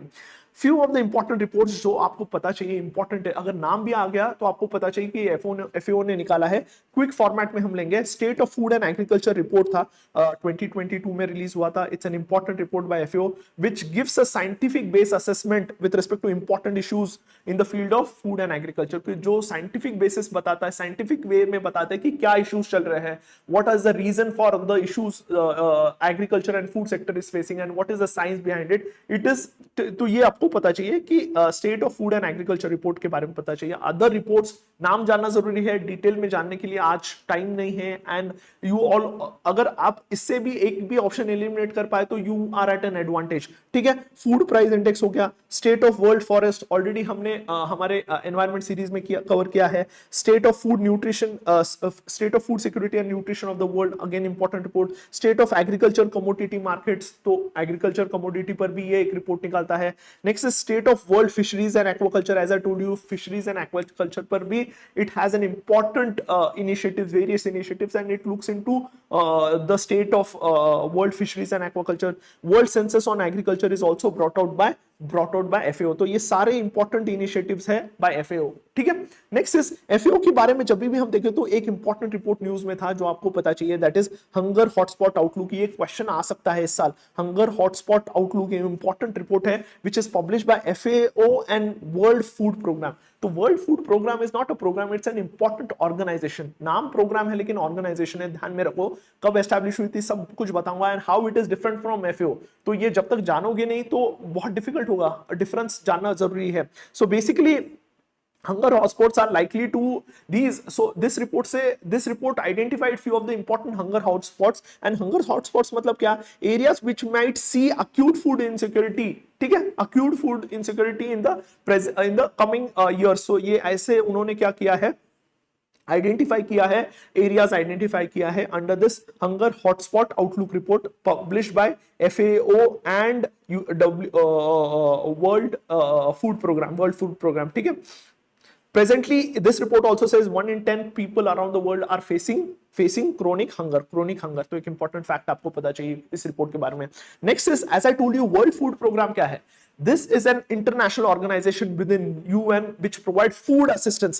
तो emergency food assistance हो गया ना, तो ये organization provide करती है. Wherever there is hunger, malnutrition, emergency requirement है, there this organization comes and plays an important role with respect to providing food security, providing food during any crisis, during any emergency, food security, food emergency, hunger, malnutrition में ये actively काम करता है. And this was founded in 1961 by UN General Assembly and FAO.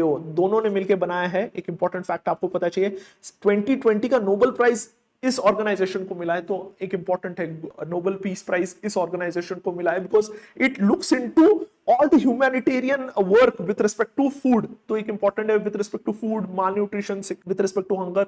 तो ये role provide करता है. तो एक important fact with respect to world food programme भी आपको पता चाहिए. वर्ल्ड फूड प्रोग्राम क्यों देखा, क्योंकि हंगर हॉटस्पॉट आउटलुक इज, मतलब किसने निकाला है, by FAO and world food programme. ठीक है, अगर कंपैरिजन की बात करो तो FAO कब एस्टैब्लिश हुआ है, 1945, ये 1961. किसने एस्टैब्लिश किया आपको पता चाहिए, that is FAO and UN general assembly ने एस्टैब्लिश किया है. एंड कौन से एक्टिविटीज पे फोकस है FAO, मैंने जैसे बताया agriculture, forestry, fishery, water resource पर फोकस्ड है. एंड वर्ल्ड फूड प्रोग्राम का excessive focus is on ensuring improving nutrition and building resilience against hunger. तो एक इंपॉर्टेंट फैक्ट आपको पता चाहिए, 194 countries are part of this. इसमें गवर्निंग काउंसिल है which is made up of close to 36 member countries है जो गवर्न करती है इस बॉडी को. तो एक इंपॉर्टेंट फैक्ट आपको पता चाहिए, it receives funds from member countries. यहाँ वॉलंटरी कंट्रीब्यूशन से आता है मेजरली फंड्स. तो एक इंपॉर्टेंट डिफरेंस है, दोनों का हेडक्वार्टर रोम इटली में है.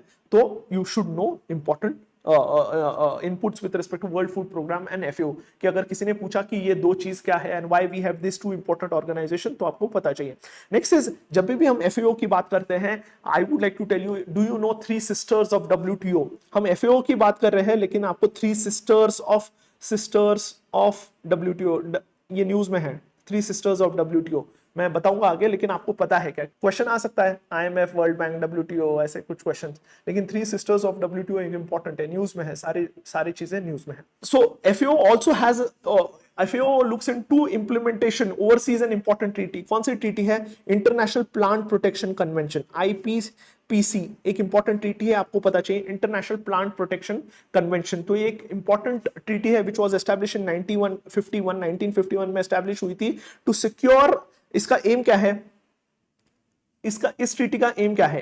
International plant protection convention, the aim is to prevent and control the introduction and spread of pest of plant and plant products. तो जो भी प्लांट एंड प्लांट प्रोडक्ट के pest है उसका स्प्रेड करना, उसका रोकना, ये एक इंपॉर्टेंट एम है इस ट्रीटी का। ठीक है। इंटरनेशनल प्लांट प्रोटेक्शन कन्वेंशन, ये ट्रीटी इज ओवरलुक, इसको ओवरलुक कौन करता है? एफएओ करता है। ठीक है, इसका इंप्लीमेंटेशन कौन देखता है? एफएओ देखता है, इंपॉर्टेंट है। And treaty was signed by 180 countries, secretariat Rome में है, क्योंकि एफएओ का भी हेडक्वार्टर रोम में है। ठीक है। And what the aim is कि जो प्लांट पेस्ट है एंड प्लांट प्रोडक्ट पेस्ट है उसका स्प्रेड रोकना एक इंपॉर्टेंट है। तो ये इंपॉर्टेंट चीजें आपको पता चाहिए। And it also considers both direct and indirect damage by pest, so it includes weeds also. And इस टीटी के इंप्लीमेंटेशन के लिए there was an important commission on phytosanitary measures was established in 2005 to ensure implementation of this convention. तो इसका implementation कौन करता है? Commission on phytosanitary measures to oversee this implementation. But ये ओवरऑल किसके अंडर आती है? ये टीटी एफएओ के अंडर आती है, मल्टीलैटरल टीटी overseen by FAO. And the aim of this टीटी आपको पता चाहिए is to stop the spread of pest and plant pest and plant product pest को स्टॉप करना। तो एक इंपॉर्टेंट फैक्ट आपको पता चाहिए। ठीक है, 180 टीटीज है, रोम हेडक्वार्टर है। ठीक है। Next is, as I told you, there are three sisters of WTO. So WTO recognizes, these three organizations are recognized by sanitary and phytosanitary, recognized under sanitary and phytosanitary measures. So sanitary and phytosanitary measures are the food standard measures. So whenever we are exporting any food product from India, if we are exporting any rice or mangoes or fishes, they should meet this sanitary and phytosanitary measures of WTO. And to ensure that the products meet these standards, three important organizations help WTO. तो ये तीन important organizations कौन से हैं? Codex Alimentarius, IPPC, that is International Plant Protection Convention, and World Organization for Animal Health. ये तीन organization help करते हैं to ensure that sanitary and phytosanitary measures are met of WTO. ये World Organization for Animal Health का पहले नाम OEI था, कुछ शॉर्ट फॉर्म था, लेकिन अभी आपको जानने की जरूरत नहीं है। लेकिन world organisation for animal health, IPPC and codex alimentarius are known as three sisters of WTO because they help in implementing sanitary and phytosanitary measures. Sanitary and phytosanitary measures are those measures which are with respect to ensuring that the highest quality is maintained, there is no infestation, there is no the quality of export is top notch, and there is no microorganisms or any diseases in the products that are exported. So all the measures has to be met by the product. तो ये कैसे हम कैसे ensure करते हैं? तो through sanitary and phytosanitary measures, and इसको implement करने के लिए इसको इफेक्ट में लाने के लिए तीन ऑर्गेनाइजेशंस हेल्प करती है WTO को, that is codex alimentarius, IPPC and world organisation for animal health. तो ये तीन ऑर्गेनाइजेशन न्यूज में है। क्यों न्यूज में है? Another important is recently codex standards for nutmeg, saffron, chilli pepper and paprika were finalised by codex alimentarius. तो codex एलिमेंटरिस क्या करता है? स्टैंडर्ड्स इंश्योर करता है कि अगर आप कोई प्रोडक्ट है, जैसे अगर इफ यू सी नटमेग है, सैफरॉन है, तो उसका क्या क्वालिटी चाहिए, क्या हाईएस्ट क्वालिटी चाहिए, क्या सेफ्टी मेजर्स चाहिए, there should not be any pollutants, no pesticides. तो जो भी स्टैंडर्ड्स रहेगा, health related standards which a food product should meet is made available through Codex standards, and these are being implemented by Codex Alimentarius। तो एक important है। With respect to Codex Alimentarius Commission, आपको पता चाहिए it is an intergovernmental body formed by FAO and WHO, दोनों ने मिलकर बनाई है, and इसका सेक्रेटरीट भी रोम में है। The ultimate aim of Codex Alimentarius is to protect the health of the consumer and ensure fair practices in food trade। Food trade का fair practices and health, protect the health of the consumer, protect the health of the consumer, so that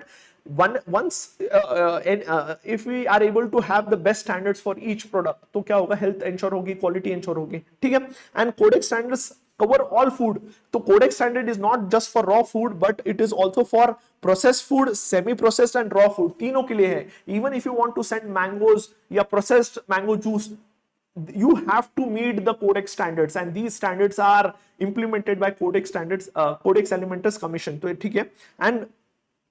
and these standards are related to hygiene हो गया, nutritional quality हो गया, microbiological norms हो गया, food additive, pesticides, veterinary drug residue, contaminants, labeling, presentation, ये सारी चीजों पर वो food product को judge करते हैं Codex standards पर कि is there any pesticide, is there any additive added to the food product, secondly do they have any microbial contamination, तो उसके न्यूट्रिशनल स्टैंडर्ड्स है क्या, does it contain adequate all the nutrients which should be there in any food product. तो ये सारी चीजें codex alimentarius standards में mention की गई है, and the food product should ensure those standards before it is exported। तो एक important fact with respect to FAO आपको पता चाहिए, FAO के बारे में पता चाहिए। So FAO हमने स्टार्ट किया, FAO with respect to black soil, status of black soil हमने देख लिया। सेकेंडली हमने रिपोर्ट्स देख लिए, रिपोर्ट्स देखने के बाद हमने देख लिया IPPC, that is international plant protection convention. IPPC जब हमने देख लिया, we also saw world food programme, how it is different from FAO भी देख लिया। हमने देख लिया कि IPPCC is part of its part of 3 sisters of WTO। उसमें दूसरा कौन सा था, कोडेक्स एलिमेंटरियस, एंड तीसरा था world animal health organisation, world animal health organisation. तो ये तीनों को ही हम बोलते हैं। And what are codex standards and codex alimentarius commission क्या है, ये सारी चीजें हमने अभी तक देख ली। अनदर इंपॉर्टेंट, यहां एक इंपॉर्टेंट, 2 इंपॉर्टेंट इनिशिएटिव्स के बारे में डिस्कस कर रहा हूं जहां आने के चांसेस बहुत ज्यादा है, ठीक है, ठीक है, ठीक है, ठीक है। First is green cities initiative. Green cities initiative एक इंपॉर्टेंट इनिशिएटिव है। किसका इनिशिएटिव है, FAO का है, 2020 में लॉन्च किया गया था। And the focus is to improve urban environment by strengthening rural urban linkages and the resilience of urban system services and population to external shock। तो बेसिकली हम क्या करने वाले हैं, अर्बन एनवायरनमेंट का इंप्रूवमेंट करने वाले हैं by strengthening rural urban linkages. तो इंपॉर्टेंट है, किस पर फोकस कर रहे हैं, अर्बन एरियाज पर फोकस कर रहे हैं। सेकेंडली किसका इनिशिएटिव है, FAO का है। It also focuses not just on improving urban environment, it also focuses on improving livelihood of urban and peri urban areas. तो उनका भी हम क्या करेंगे, लाइवलीहुड इंश्योर करेंगे। तो अर्बन एनवायरनमेंट फोकस करेंगे, सेकेंडली अर्बन लाइवलीहुड पर भी फोकस करेंगे। एंड मतलब the aim, ultimate aim is to have these green cities close to 1000 green cities by 2030। तो ये अल्टीमेट एम है कि FAO का एम है कि हम ऐसे 1000 cities को ग्रीन सिटीज बनाएं which has good environment, urban environment, secondly which focuses also on improving the livelihood of the people, which increases the resilience of urban system to deal with external shocks। तो ये भी important part है with respect to FAO। तो green cities initiative आ सकता है, किसका initiative है आपको पता चाहिए, एंड FAO का इनिशिएटिव है। तो ठीक है, ये आपको पता चल गया, green cities initiative. Another important initiative of FAO, green urban oasis programme. Green urban oasis programme, it was launched in 2021 by FAO, and as a contribution to the Green Cities Initiative, FAO developed in close collaboration with regional offices of Africa and Asia a new global program, that is Global Urban Oasis Program, and the overall objective of the program is to turn dryland cities into green urban oasis। तो जो dryland cities है उसको हम convert किस में करेंगे, green urban oasis में convert करेंगे, and increase their resilience to climate, health, food and economic crisis। तो उनका resilience बढ़ाएंगे, उनकी power बढ़ाएंगे with respect to dealing with this crisis। तो green urban Oasis program is also in a program of FAO where they are trying to convert dry land into they are trying to convert dry urban areas into green oasis. तो एक important fact आपको पता चाहिए. तो why I took this program, क्योंकि ये दो important है, ऐसे यूपीएससी ने ऑलरेडी क्वेश्चंस पूछ चुके हैं. ठीक है, तो ये जानना जरूरी है about green cities initiative and green urban oasis programme. दोनों प्रोग्राम के बारे में जानना जरूरी है. ठीक है. सी रिसेंट एफएओ इज मतलब recently there was an important meeting which happened. आपको पता चाहिए India hosted the 9th session of governing body of IT international treaty for plant genetic resources for protection of plant genetic resources for food and agriculture, international treaty for. ठीक है. So India hosted the 9th session for international treaty on plant genetic resource for food and agriculture का सितंबर में new Delhi में एक meeting host की थी. एक important treaty है इंटरनेशनल ट्रीटी. ठीक है, तो ये ट्रीटी के बारे में जानना बहुत जरूरी है. ये भी एफएओ के अंडर आती है, आपको पता चाहिए. इसका दूसरा नाम भी आपको पता चाहिए. इन दो ट्रीटीज का क्या नाम है? इसको, इस ट्रीटी को दूसरा नाम क्या बोलते हैं? प्लांट ट्रीटी भी बोलते हैं, सीड ट्रीटी भी बोलते हैं. ठीक है, ठीक है. I tell you in details about, but ये दो जानना जरूरी है कि what is international treaty on plant genetic resource for food and agriculture. ठीक है. So basically what is this treaty? What is this international treaty on plant genetic resource for food and agriculture? It's a legally binding treaty under FAO, adopted by FAO. तो again FAO है, इसलिए हमने ये treaty लिया. News में भी है. सितंबर में, आई गेस सितंबर में मीटिंग हुआ था. दिस इज सितंबर, यस सितंबर में 2022 में. तो आ सकता है question. And why we have established this treaty, international treaty on plant genetic resource for food and agriculture. तो important fact आपको पता चाहिए. So the purpose of the treaty is to ensure the conservation and sustainable use and fair and equitable sharing of benefit arising out of use of plant genetic resource for food and agriculture. So ultimate aim इसका क्या है? Ensure क्या करना है? Conservation of plant genetic resource. Secondly sustainable use also, and third and fair and equitable sharing of benefits arising from the use of plant genetic resource for food and agriculture. तो if you see, you would find this treaty similar to CBD convention. के साथ आपको लगेगा यार CBD का ये aim है, लेकिन it is restricted to plant genetic resource for food and agriculture. तो ultimately this treaty focuses on ensuring that the plant genetic resource is conserved, it is sustainably used, and the benefits reach everyone. तो ये एक important fact है, important part है of this treaty is that the plant genetic resource is effectively used for benefit of all. ठीक है. And this treaty recognizes the contribution of farmers to diversity of crop that they feed the world. तो एक important, it recognize the contribution of farmers also. ठीक है. And it works in harmony with CBD. As I told you, it works in harmony with CBD, and 149 countries are part of this treaty. India is also party to this treaty. ठीक है. समझ आया कि ये treaty international treaty on plant genetic resource for food and agriculture क्या करता है? It tries to ensure that the plant genetic resource is used sustainably, it is conserved also, and the benefit reaches everyone. The benefit of plant genetic resource is utilized by everyone, and it is equitably shared also. Under this treaty, what we have is an important initiative. ये आपको पता चाहिए, multilateral system चाहिए. जो भी इस treaty के part है, they are part of this multilateral system. ये multilateral system क्या है? So under this multilateral system, under this multilateral system, each country who is part of this treaty is granted, or it has access to important food and forage crops covered by the treaty. तो जो भी इस treaty के part है, they have access to all the important food crops.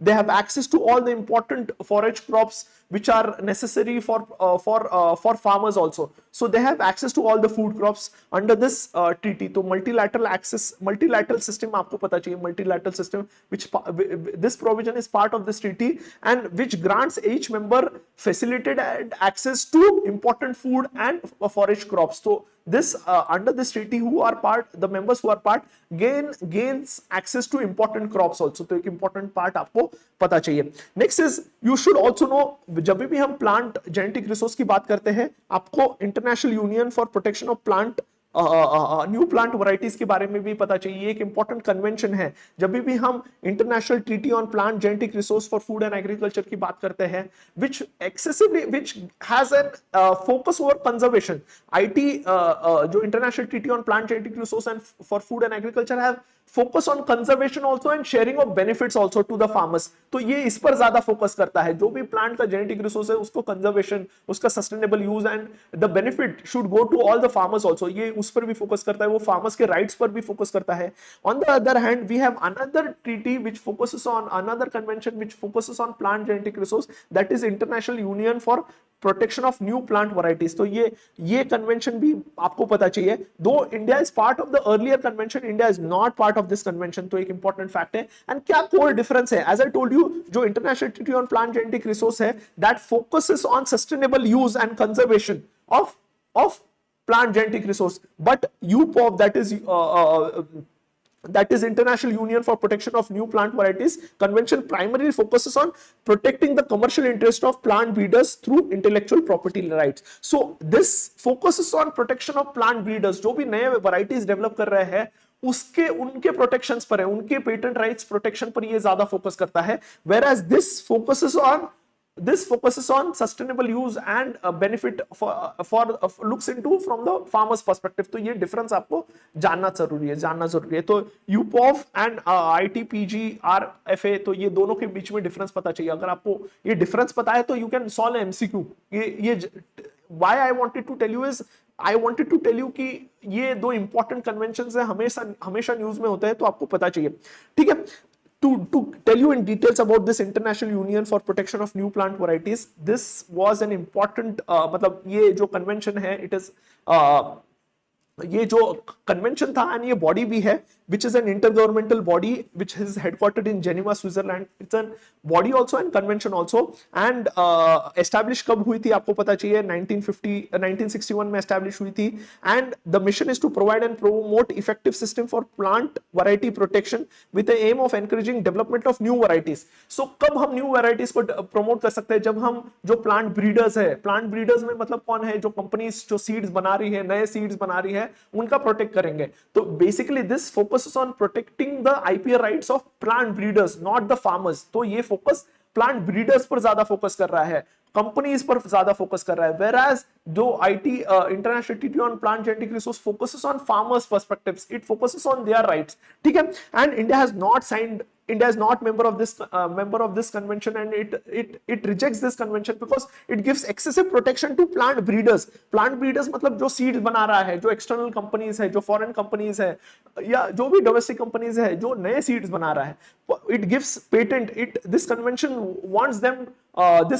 wants that plant breeders should be given excessive protection, उनको IPR rights देने चाहिए। तो ये एक important है। Secondly, you should know कि जब हमने TRIPS agreement sign किया था, उसके अंदर भी we had an obligation that we should make a law with respect to giving IPR rights to plant IPR rights with respect to plant breeders। उनको IPR rights देने के लिए भी there was a provision, but उसमें एक exemption clause था कि जो भी TRIPS के अंदर जो भी provisions थे, the countries can make a separate law। they can dilute this law with respect to plant related जो भी IPR रहेगा, ये हम डाइल्यूट करके एक नया लॉ बना सकते हैं। तो what India did was we chose to opt out of the article 27 of TRIPS. we dropped out of this article 27 which allows WTO members to exclude patents from patentability. तो हमने बोला कि हम प्लांट्स को पेटेंट नहीं देंगे, plant varieties को हम पेटेंट नहीं देंगे। ये एग्जाम्पशन हमने यूज किया अंडर ट्रिप्स। तो एक इंपॉर्टेंट पार्ट पता चाहिए। सेकेंडली, हमने आईपी लॉ में भी हमने क्या किया, seeds and plants are not included in Indian IP law. तो ये एक इंपॉर्टेंट फैक्ट है। लेकिन ये जैसे अगर आप सेक्शन 3J देखोगे, which says कि plants including seeds, varieties and species and especially biological process for production and propagation of plants are not inventions। तो हमने क्या कर दिया, हमने प्लांट वैरायटीज, प्लांट्स को भी आईपी लॉ से बाहर निकाल दिया। तो एक इंपॉर्टेंट पार्ट आपको पता चाहिए। सेकेंडली, हमने खुद बोला कि हमने जो ट्रिप्स का प्रोविजन था, ट्रिप्स में प्रोविजन था कि प्लांट्स का भी पेटेंट दे जा सकता है विद फॉर इन्वेंशंस। हमने बोला कि हम ये भी इंप्लीमेंट नहीं करेंगे, लेकिन देन वी थॉट कि वी नीड टू प्रोटेक्ट। ऐसा भी नहीं हो सकता कि हम कोई राइट्स ना दे तो इनोवेशन कौन करेगा, कोई नहीं करेगा। तो we thought we need to have we need to have our own laws, we need to have our own law which would balance both protection of the plant breeders also, farmers also and researchers also। तो हमने क्या बोला कि हम एक नया law बनाएंगे under which would comply to TRIPS but which would have Indianness to it, it would look into our social conditions also। तो एक important है। So we thought कि we would develop a new law। तो एक important part है to fulfill our TRIPS जो भी obligations थे उसके लिए हम law बनाएंगे, लेकिन it would be according to our social conditions, according to our needs होगा। and ये हमने एक important law बनाया, that is protection of plant varieties and farmers right act। तो एक important part है, आपको पता चाहिए protection of plant varieties and farmers right act। तो ये क्यों आया आपको पता चाहिए, क्योंकि हमने बोला कि हम ट्रिप्स के भी सारे रूल्स फॉलो नहीं करेंगे with respect to patentability of plants, क्योंकि उसमें एग्जेम्पशन का क्लॉज था तो वी एक्सेप्टेड, लेकिन we would have our own law. तो ये हमने खुद का लॉ बना दिया। कौन सा law? Protection of plant varieties and farmers right act. तो एक इंपॉर्टेंट एक्ट है which has been which is an important act 2001 में एस्टैब्लिश हुआ था। इसके अंडर इस एक्ट को इंप्लीमेंट करने के लिए हमने एक अथॉरिटी भी बनाई which is under, ये अथॉरिटी का नाम क्या है? Protection of plant varieties and farmers right authority which is under ministry of agriculture. तो ये भी क्वेश्चन आ सकता है, ये किसके अंडर है? मिनिस्ट्री ऑफ एग्रीकल्चर के अंदर है। And what is the objective of this protection of plant varieties and farmers right act? First is to develop for मतलब to facilitate effective system for protection of plant varieties and rights of the farmers. तो basically अगर कोई farmers ने कोई seeds बाहर से खरीद लिए, they buy a certain company seeds, वो क्या करता है? वो नेक्स्ट सीजन के लिए भी यूज करता है, उसको स्टोर भी कर सकता है। तो ये सारे राइट्स इस एक्ट के अंडर फार्मर्स को दिए। तो ये इंपॉर्टेंट फैक्ट आपको पता चाहिए। सेकेंडली, इसमें कुछ राइट्स हमने प्लांट ब्रीडर्स को भी दिए हैं। It encourages the development of new varieties. तो कैसे हमने राइट्स दिए? तो इसमें हमने बोला कि farmers can not resale the branded, जो ब्रांडेड सीड्स है उसको रीसेल नहीं कर सकता। ठीक है, ये हमने राइट्स किसको दे दिया? प्लांट ब्रीडर्स को दे दिया, जस्ट टू मोटिवेट देम। तो ये एक इंपॉर्टेंट फैक्ट आपको पता चाहिए। Secondly, it protects the right of the farmers with respect to contribution and conservation of plant genetic resource. तो उस पर्सपेक्टिव से हमने उसको सपोर्ट किया। And this act also facilitates the growth of seed industry which will ensure availability of high quality seeds। तो हमने seed industry को भी प्रोटेक्ट किया, फार्मर्स राइट्स को भी प्रोटेक्ट किया। तो बेसिकली इसमें फार्मर्स का डेफिनेशन बहुत इंपॉर्टेंट है। ये क्वेश्चन आ सकता है, why I am taking this in details is because ये सारी चीजें न्यूज में है। तो फार्मर्स का डेफिनेशन क्या है इसमें? कल्टिवेट्स, जो भी any person who cultivates crops by cultivating the land himself, cultivate crops by directly or supervising the cultivation of land through any other person। तो ये भी cultivators है। conserver and preserver of any wild species of traditional varieties or add values to wild species or traditional varieties through selection and identification of the useful properties।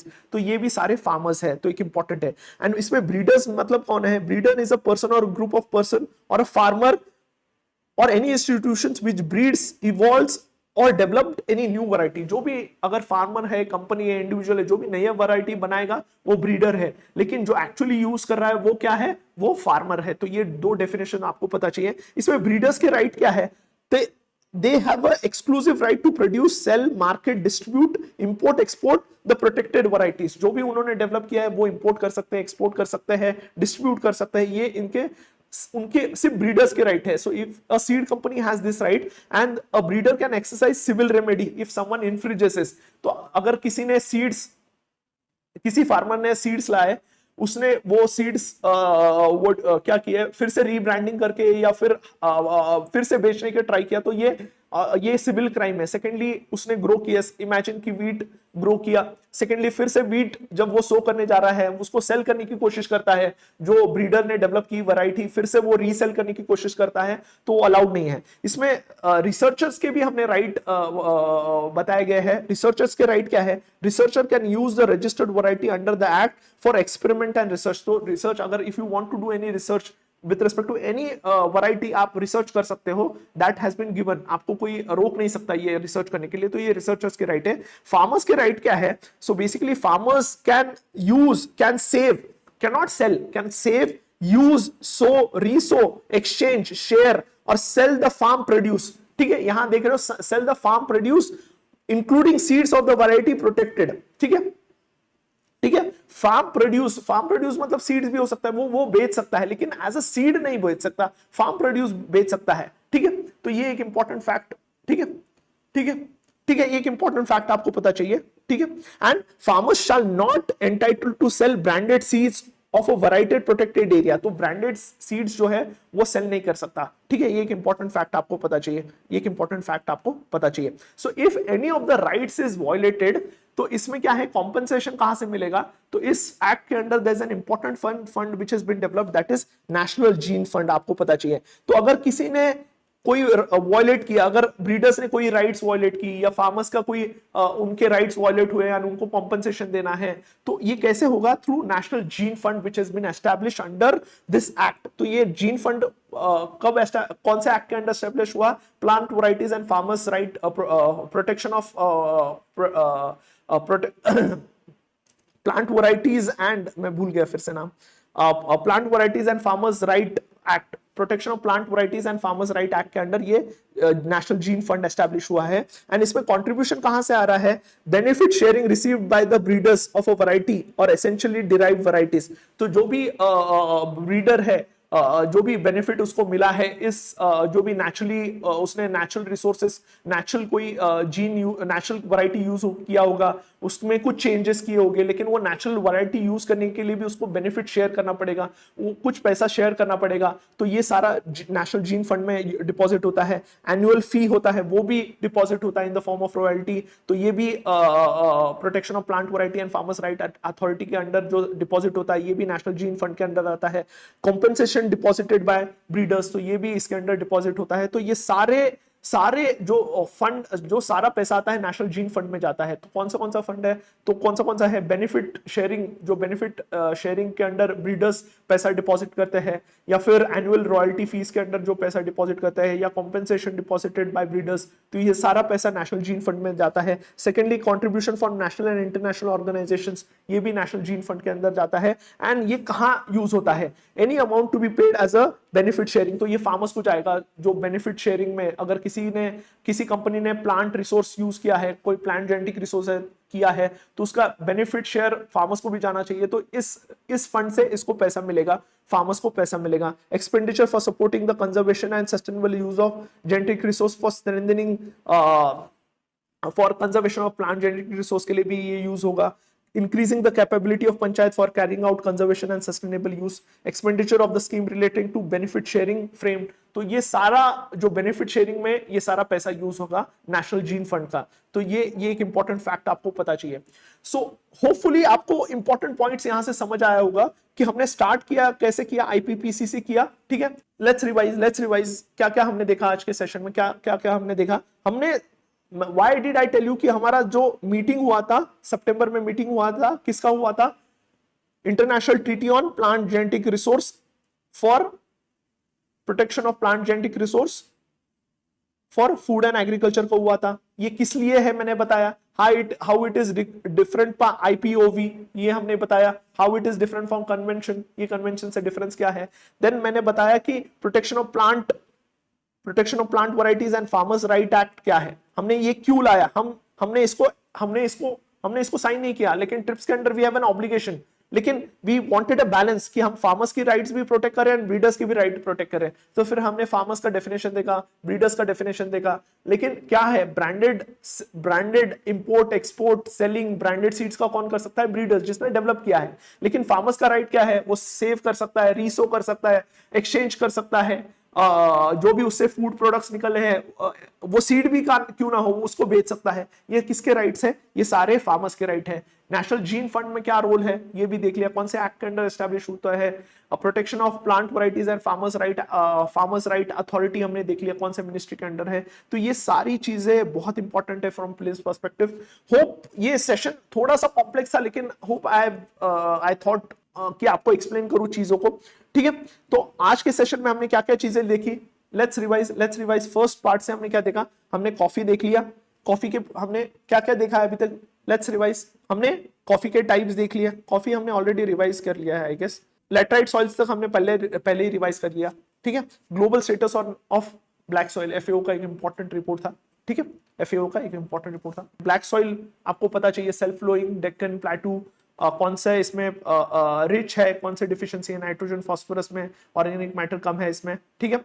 कौन से plants grow होते हैं majorly आपको पता चाहिए, cotton, wheat, जोआर, linseed. Groundnut भी grow होता है लेकिन नॉट आइडियल सॉइल, ठीक है, ठीक है। एफएओ क्या है, कब एस्टैब्लिश हुआ था, क्या रोल है, हाउ इट इज डिफरेंट, कौन से रिपोर्ट्स है, ये सारा पीडीएफ शेयर करूंगा लेकिन इंपॉर्टेंट है, ठीक है। Hunger hotspot outlook important report है, this report is by FAO and world food programme. World food programme क्या है, how it is different from world FAO, तो ये भी जानना जरूरी है, ठीक है, ठीक है। इंटरनेशनल प्लांट प्रोटेक्शन कन्वेंशन एक इंपॉर्टेंट ट्रीटी है अंडर एफएओ। क्या एम है, pest control, paste for prevent and control the introduction of plant pest and plant product paste, तो एक इंपॉर्टेंट है, ठीक है। Paste of plant and plant product, तो ये पेस्ट रोकने के लिए एक इंपॉर्टेंट ट्रीटी है, international plant protection convention. This along with three other this convention along with this Codex Alimentarius and World Organization on Animal Health are known as three sisters of WTO which works towards implementing sanitary and phytosanitary measures, ठीक है।